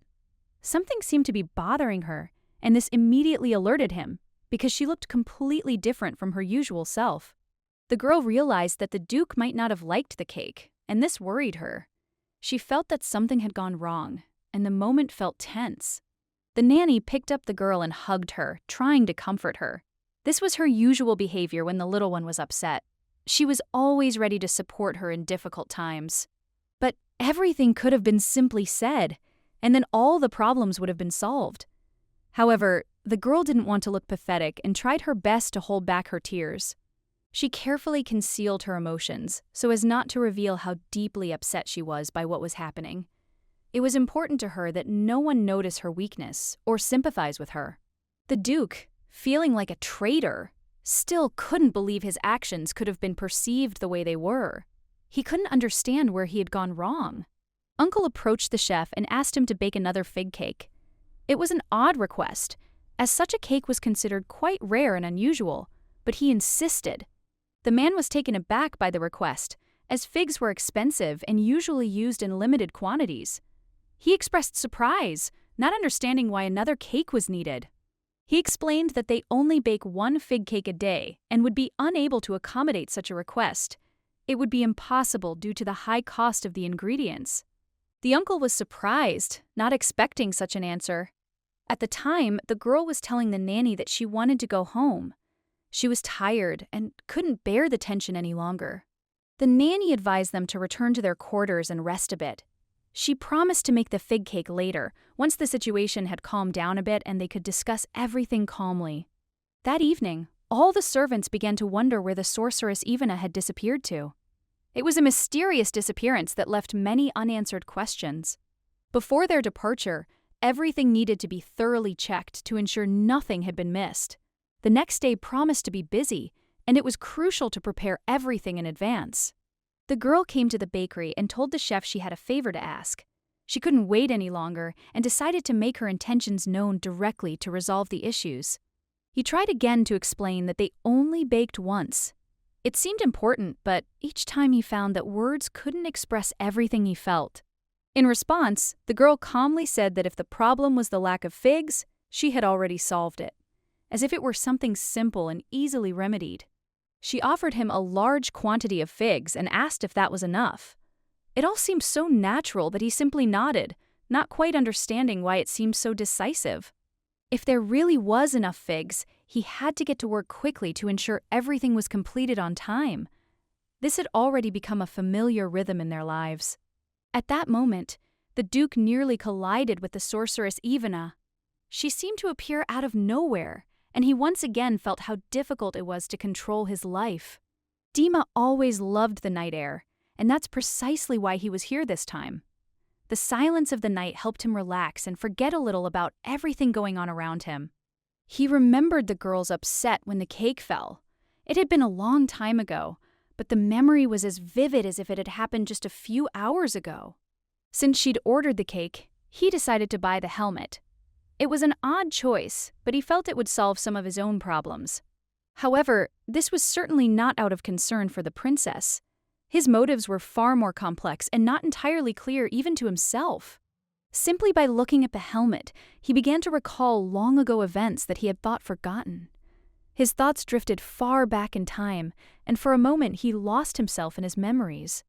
The girl reminded him of his sister, and he acted strangely precisely because of this resemblance. This created strange feelings in him that he himself couldn't explain. He couldn't control the senseless emotions that arose in response to this resemblance. With each passing moment, it became increasingly difficult for him to conceal his inner experiences. Be that as it may, I still had to buy a helmet. It was one of those moments when you just had to do it, without thinking too much. The nanny picked up the girl, and the lady immediately realized she was awake. It was obvious from the way she moved and the way her little smile beamed. The girl asked the maid where they were now, and she replied that everyone was preparing to leave. Therefore, she said that her mistress could continue sleeping and not worry. A cold wind blew outside, and somewhere in the distance, the neighing of horses could be heard, creating an atmosphere of mourning silence. The girl felt as if she herself was already somewhere near the emperor, as if at that moment when they were so close that no words were needed. She was sure that their princess, like hers, would be able to live happily without her presence, because everything would be fine, and she would be able to cope on her own. The girl noticed how the knights did not take her, and this alarmed her, but at some point she realized that all this was just part of her destiny. She recalled moments when, because of this situation, she could not hold back her tears, because the feelings were too strong, and she wanted to change everything. These were events that seemed to transport her to another life, and perhaps the memories of this have now become her invisible shadow. Everyone around them was thinking only about how to escape before dawn, hiding from something they could not understand or avoid. The nanny then ran away, but was caught. The girl was frightened, not understanding what had happened. She tried to understand why her nanny had decided to leave, but it was too late. The nanny couldn't understand why the princess was crying in her arms. She didn't know what could have caused such a storm of emotions. The confusion and anxiety on the girl's face were obvious. She asked if the princess wanted to run away, but the answer was silent. The girl had no reason to, but her reaction was strange. It was obvious she was very frightened. The servants said they had decided to leave earlier than planned. Circumstances demanded a change. Time was running out, and they needed to act quickly. They didn't want to wake the princess, so they tried to pack quietly. She could sleep a little longer, and no one wanted to disturb her peaceful slumber. The moment was too important. It was great that she was safe. The girl asked her nanny not to leave her, and the nanny promised not to abandon the princess, which gave her a feeling of peace and confidence. But the nanny smiled and asked where she could go. Unsure of what to say, she stood next to the girl. Her words were filled with care and tenderness. She couldn't leave such a beautiful princess without support. The nanny promised to be there no matter what. The girl felt her love and readiness to protect her. The nanny promised to always be by the princess's side and hugged her tightly. These words reassured the girl. She was confident that everything would be fine. Shushu decided she would never lose her nanny again. She relied on her and felt safe, despite all the dangers surrounding them. When she stepped into the carriage and saw the fig cake there, her eyes lit up. It was a surprise that delighted her so much. Her admiration never left her. The girl was delighted, not expecting to see this cake. She looked at it with amazement, thinking that such a thing could only happen in the happiest moments. In the chat, she saw Ivana wondering if the princess had seen the cake. Ivana, as always, was looking for confirmation that her beloved Joy had been noticed. The girl considered herself a genius magician. If there were no figs for a cake, she could get anything. In her world, there was always a solution if something was missing. Despite the danger to her life due to exhaustion, she was ready to do anything for the princess. Her desire to help was stronger than any risk, even if it required her complete dedication. Shushu's nanny told her she'd like to meet the sorceress. This wish surprised her, as Shushu had always been a little hesitant about such encounters. They set off to find the sorceress, and meanwhile the girl noticed her uncle at the window. His appearance caught her attention, and she immediately wanted to say hello. The girl raised her hand to wave, but her uncle didn't even turn around. He simply continued on his way, as if he hadn't noticed her. The moment left her with a strange feeling. He turned away, and her heart sank. Perhaps it had something to do with what happened yesterday, but she couldn't understand why he was avoiding her. After all, she should be the one angry. Still, Shushu felt uneasy. She decided that, despite everything, she had to take the first step toward reconciliation. She had enough courage to do so, despite her doubts. A servant approached the princess, holding a letter. He announced that he had important news for her that needed to be delivered urgently. He looked serious and worried. The Duke decided to travel alone from now on. This decision was unexpected, and the servant, having completed his task, informed the princess of it. The girl couldn't understand why this was happening, and she became frightened. Her heart sank with anxiety. This news came as a bolt from the blue, and she didn't know what to think. She thought something had happened to the Duke. Perhaps he had gotten into trouble or fallen ill? The event seemed terrifying to her, and she wasn't sure how to act. The servant explained that there had been a change in their schedule, forcing the Duke to set out. The girl hadn't expected such a change to occur so quickly. The Duke and some of his subordinates set off for the site of the dragon's subjugation. He left without providing any details, and the princess felt a growing sense of unease creeping over her. The girl became angry. She believed that if someone was about to leave, they should at least say goodbye. It was a basic act of politeness. But her uncle didn't say goodbye, and this only increased her discontent.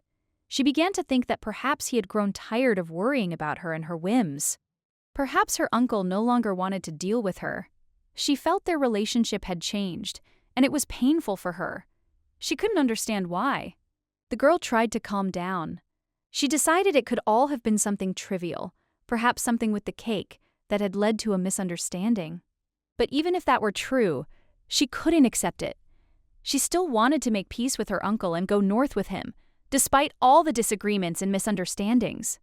However, if she didn't act quickly, she might miss her chance to change her uncle's mind. The girl knew time was against her.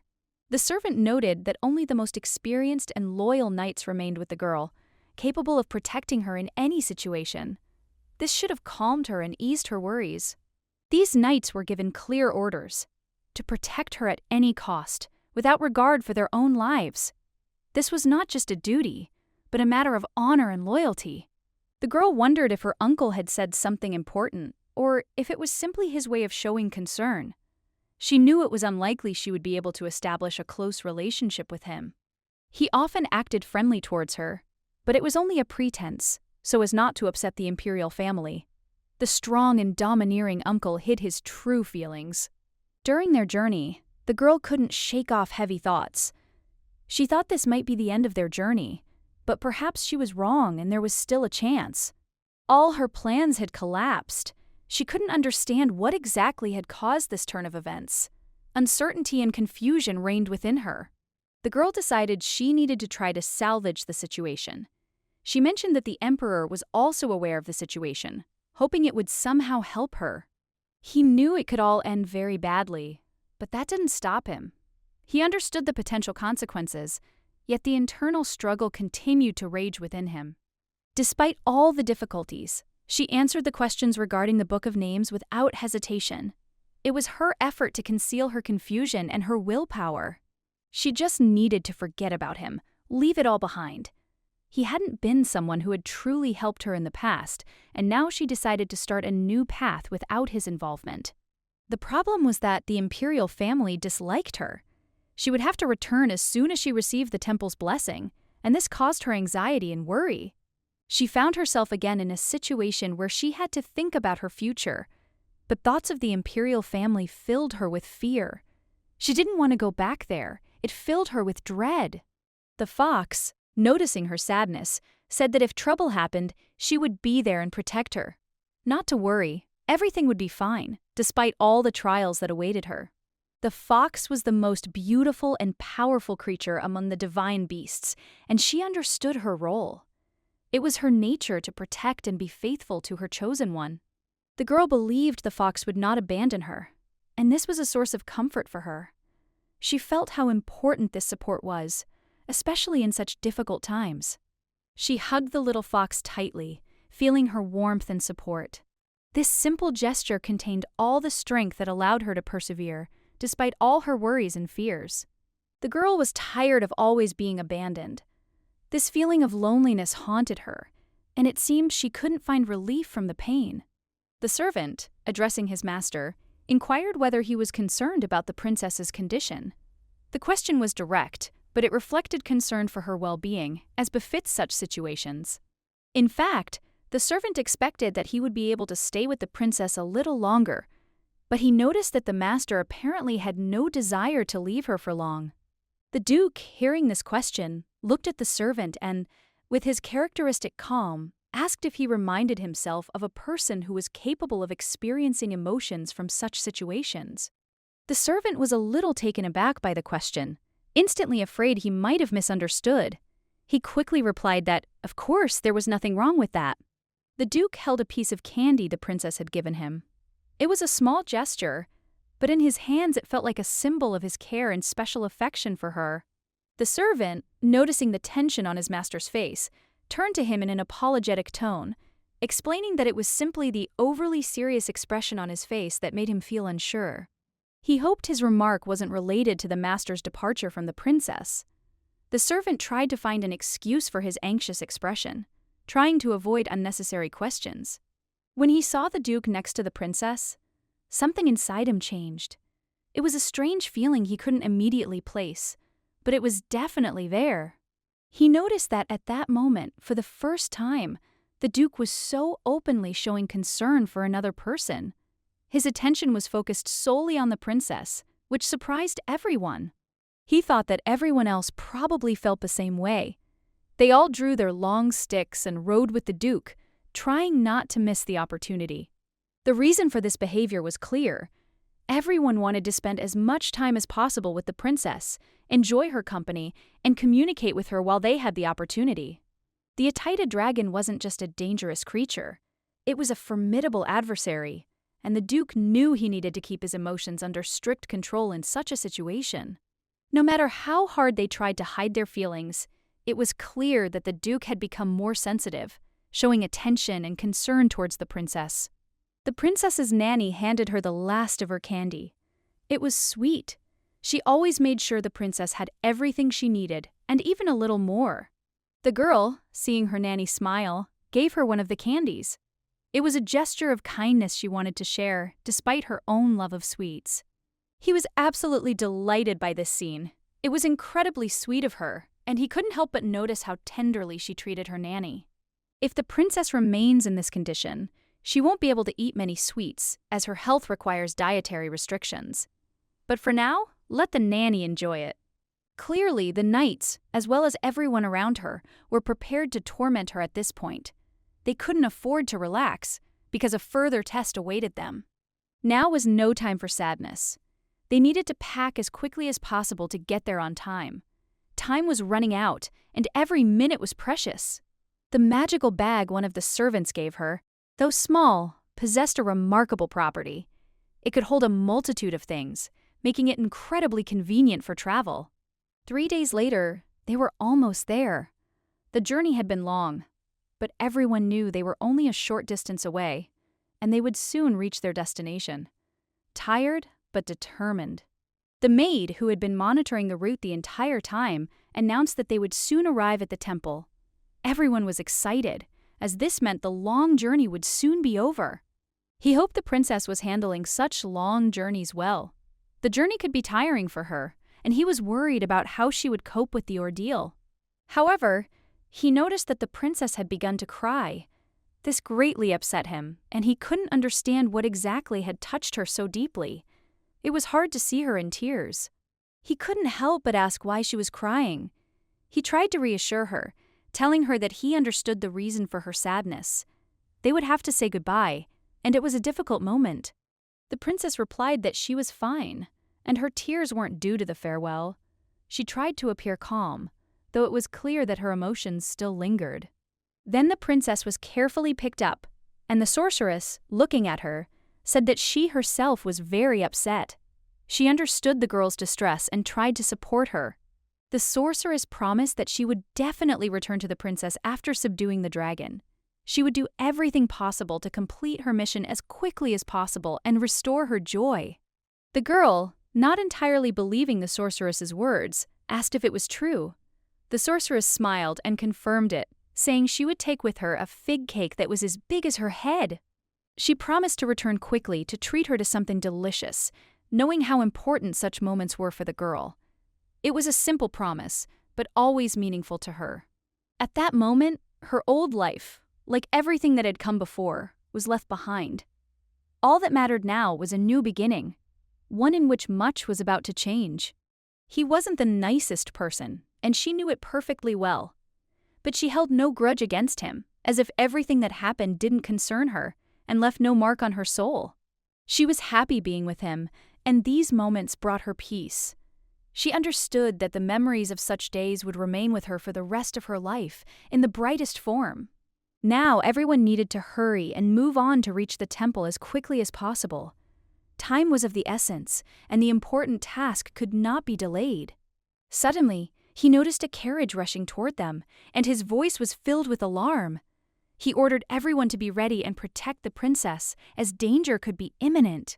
No one understood who exactly was in the carriage, as their face was hidden. The mysterious approach made everyone wary, and everyone sensed that something was not quite so simple. The girl, too, couldn't understand what was happening. The carriage was flying the imperial family's flag, which only added to the strangeness. She couldn't help but be surprised by how unexpected everything was. The men struggled to figure out who they were and what they were doing there. The shouts demanded an explanation, but no one was in a hurry to answer. The tension grew, and everyone waited to see what would happen next. They thought that this stranger in question might be the one who wanted to harm the princess or interfere in her affairs in some way. The man said they must be prepared to sacrifice their lives for the sake of protection, as the importance of their mission required complete dedication. All this meant only one thing. They were obliged to protect the princess at any cost, regardless of the dangers and their own safety. Albrion, commander of the Imperial Knights and Duke Willow's knight, was assigned to guard the princess. He introduced himself as the one who would ensure her safety. Another commander of the Imperial Knights also introduced himself, which added to the seriousness of the situation, since they both had to keep an eye on the princess. From that moment on, the princess was under their protection. Everyone realized she was now guarded by high-class knights, including Albrion himself. In his previous life, Albrion was the one who caused the princess the most suffering, and so it was difficult to understand why he was chosen for this mission. Among the two commanders of the Imperial Knights, one became famous for his reputation in subduing dragons and his victories in these battles. Another, Albrion, who lurks in the shadows, carries out the most menial and difficult tasks. He is always at the Emperor's side, and his primary task is to control the hounds. These dogs are not only dangerous, but also watch for those who might threaten the Emperor's safety. This dog came to accompany her on her journey. He has a bad reputation, and rumor has it that his name always inspires fear in those around him. This creates problems for everyone associated with him. She asked him, distrustfully, if he really was the commander of the Imperial Knights. His name was familiar to her, and she wanted to confirm the veracity of his words. He seemed too suspicious to her. As the commander had already stated, he was tasked with taking the princess into his custody and ensuring her safety. This was an important mission that he had to complete as quickly as possible and without question. The servant, remaining by his side, asked again if he intended to take the princess to the palace itself. He understood his motivation and his desire to get the job done, but he had his own doubts about the plan. But by the Duke's orders, he was to first take the princess to the temple, as duty demanded. He asked the servant to understand his situation and forgive him if his actions might not align with his own wishes. It's completely unclear why they couldn't reach an agreement. This meant that all decisions about how to proceed were placed in the hands of others. The princess could be taken away at any time. The one who was supposed to accompany the princess was known as the Smiling Devil. His smile boded ill, and many found it too ominous to trust him with such an important mission. He seemed to be trying to have a little fun, but that clearly wasn't the best idea. In his current mood, it's best to avoid any confrontations with him if you don't want to get into trouble. The commander replied with a smirk that if he thought the Duke was superior to the Emperor, he was deeply mistaken. Such arrogant thoughts had no place in their conversation. The girl was frightened, completely unsure what to do. She was too young, not even 5 years old, and all the chaos was haunting her. Now she must endure ridicule and bullying once again. This all happened because she tried too hard to get closer to her uncle, oblivious to the potential consequences. Fear gripped her heart. She was certain she couldn't fall into their hands again. It would be terrible, and she didn't know how to escape this trap. The commander asked how much longer they intended to resist. He was willing to give them a chance, but time was running out, and the tension was growing with every second. He offered them one last chance to retreat before the consequences became irreparable. If they didn't, he wouldn't be able to call what was happening anything other than a mutiny. Apparently, there had been some misunderstanding, and they were now preparing to leave. He said he could take the carriage if they decided to continue on their way. The carriage was equipped with various amenities for the princess, and he knew he had to at least see to her comfort. It was his duty to provide for her needs, even in such circumstances. He didn't care about the prospect of punishment. The main thing was that the princess felt comfortable and at peace. In his eyes, that was more important than any consequences of his actions. The commander, it turned out, took the situation kindly. He resolved everything as the commander had wished and ordered one of the servants to climb into the carriage immediately, without hesitation. The girl felt uneasy, but she couldn't help herself.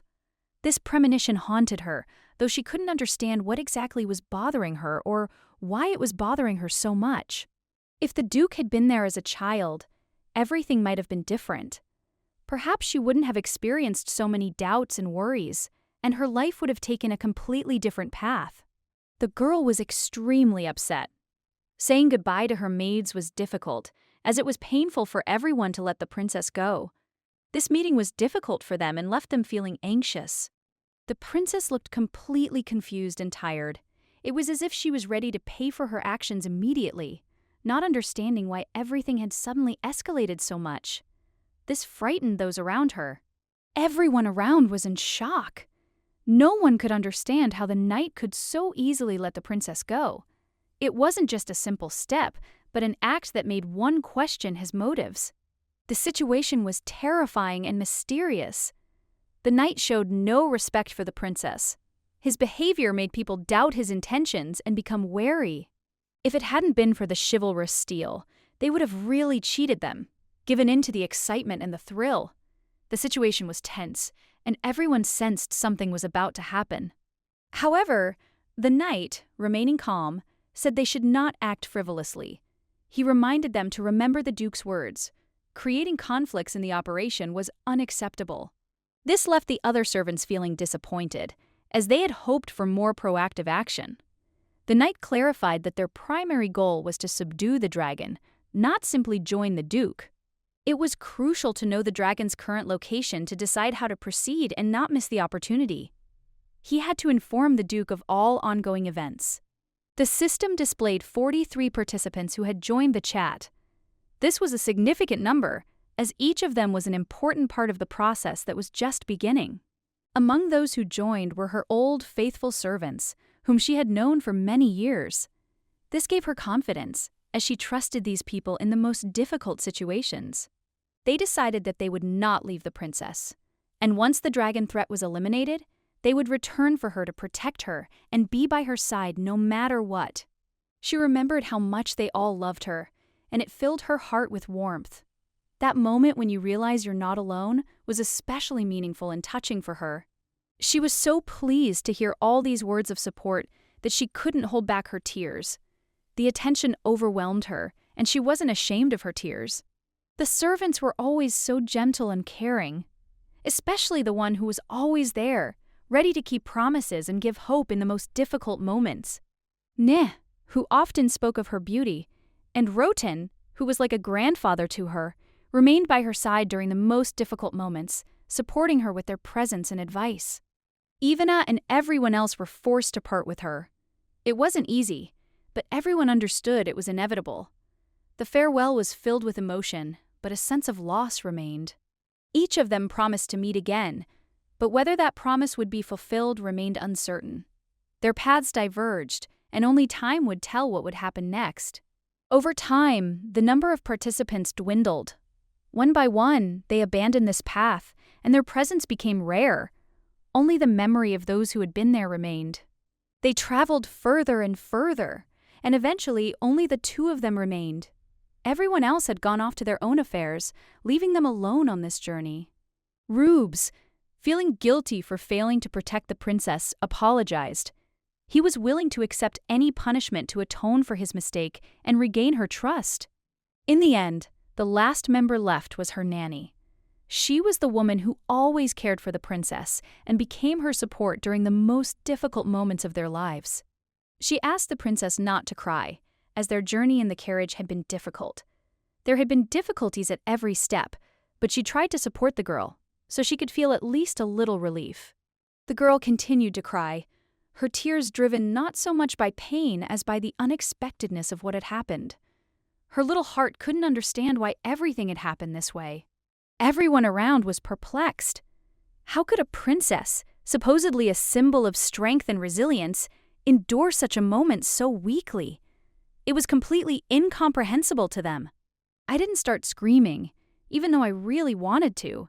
After all, she's still so little. She's not even 4 years old, and all of this is a huge shock for her. Why can't they understand this? In response, they rudely told her that if she didn't want to get into trouble, she'd better keep quiet. Otherwise, she risked losing her tongue if she continued to behave like that. He quickly scooped the princess up into his arms, apologizing for his abruptness. His words conveyed genuine concern, but her pain was unbearable, and it was difficult to hide. I was absolutely terrified, not knowing how to help. The commander suggested that she would be cramped in the carriage, so he suggested riding, hoping she would be more comfortable that way. She felt a sharp pain and could barely breathe. The sacred beast, watching over her, asked if she was all right. He promised to protect her with his magic, but she would have to endure it for a while. Despite the words of comfort, the girl was far from well. Her condition remained anxious, and every breath she took seemed painful and labored. It all seemed like a repeat of her past life, when she faced difficulties again and again, unable to understand how to cope with pain and fear. She couldn't get used to it. Fear gripped her heart. She sought refuge, hoping that someone would notice her suffering and offer support, but there was no one around to protect her. There was a desperate look in her eyes, as if she was begging for help, but no one seemed to be going to intervene, and her loneliness only grew stronger. A few seconds later, her uncle appeared in the room and immediately picked her up. He was there, as always, when she needed support. The girl, still in shock, couldn't comprehend what had just happened. She was confused, and the world around her seemed different than before. When she saw her uncle, she didn't immediately realize it was him. Everything seemed so strange, as if time had stretched out and all the events had gotten mixed up. The uncle apologized for his lateness, saying that despite everything, he was there to help. He always looked for ways to comfort his niece in difficult times. At this point, other people also appeared, immediately apologizing and offering their services. They all somehow knew she was in trouble and were ready to help. When her name was called, she turned around, a smile appearing on her face. She was glad to see familiar faces, even though she didn't fully understand what was happening. She didn't fully understand why so many people willing to help appeared in her life. She'd always thought it was impossible, but now she was starting to doubt it. There were people around her who were ready to help, and her heart filled with gratitude. Everything seemed so strange, yet at the same time so incredibly right. The commander, noticing everything that was happening, became very angry and asked what the Duke was doing there. His question was full of displeasure and suspicion. The uncle, without losing his composure, calmly replied that he would like to know whether they could really put their lives at risk because of some stupidity. He added that if they dared to do this to the princess, they should understand that they would be held accountable for their actions. This wasn't just a threat, but a solution to the situation. The commander became extremely angry, his face expressing rage. He said that if anyone interfered in the emperor's affairs, he would perceive it as the beginning of a war and would not allow such interference. The Duke, without losing his composure, chuckled. He replied that before deciding such serious matters, he would need to teach everyone good manners to avoid any further misunderstandings. The knight, holding the girl tightly in his arms, looked up at the commander. He said that the Lord should allow him to teach a lesson to all those responsible for the incident with the hats. Duke Willow was renowned for commanding the finest knights and mages. If these forces were to arrive here, their strength and experience would help secure victory, leaving the enemy no chance. In this conflict, consequences will only affect those who started the quarrel, and they will bear the brunt of the punishment. No harm will come to anyone else in this situation. The Duke addressed his superiors, informing them that the incident would be immediately reported to His Majesty. This meant that the event would not go unnoticed. The Duke saw nothing wrong with this. He was certain the situation had been exaggerated, which naturally irritated the commander even more, as he disagreed with this approach. Today they decided to retreat, unwilling to continue the confrontation. But in the future, as the Duke said, they would certainly meet again, and the situation would be resolved in a different way. He said he would see the princess again, perhaps even sooner than they thought. It was a promise fraught with veiled threat, for the Duke was not a supporter of peaceful solutions. The girl, frightened by the whole situation, stood in a corner. The commander, meanwhile, insisted that the princess be carefully cared for, taking into account all possible risks to her safety. Uncle said that if they didn't want to lose their lousy tongue, they should be careful what they said, otherwise they might get into trouble. He emphasized this with seriousness. The commander, clearly confused, couldn't understand what was being said. His face expressed utter bewilderment, and he didn't know how to react to such words. He simply fell silent.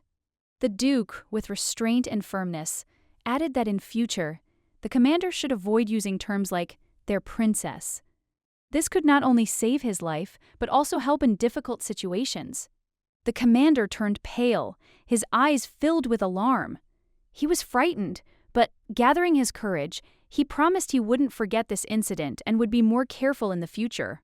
The Duke's knight, frustrated with the situation, declared that he would very much like to deal with these people, but they simply tucked their tails between their legs and ran away, unable to answer the challenge. The girl asked her uncle if he would leave again. There was a lot of anxiety in her voice, as if she was worried about being alone again, without his protection. The Duke looked at the girl and noticed her fear. She was genuinely upset, and his gaze softened when he saw how deeply she was worried. He asked her why she thought he could leave. His voice was calm, but there was a lot of concern in it.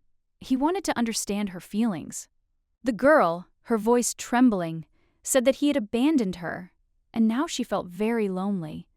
Her eyes were full of tears, and she could not hide her grief.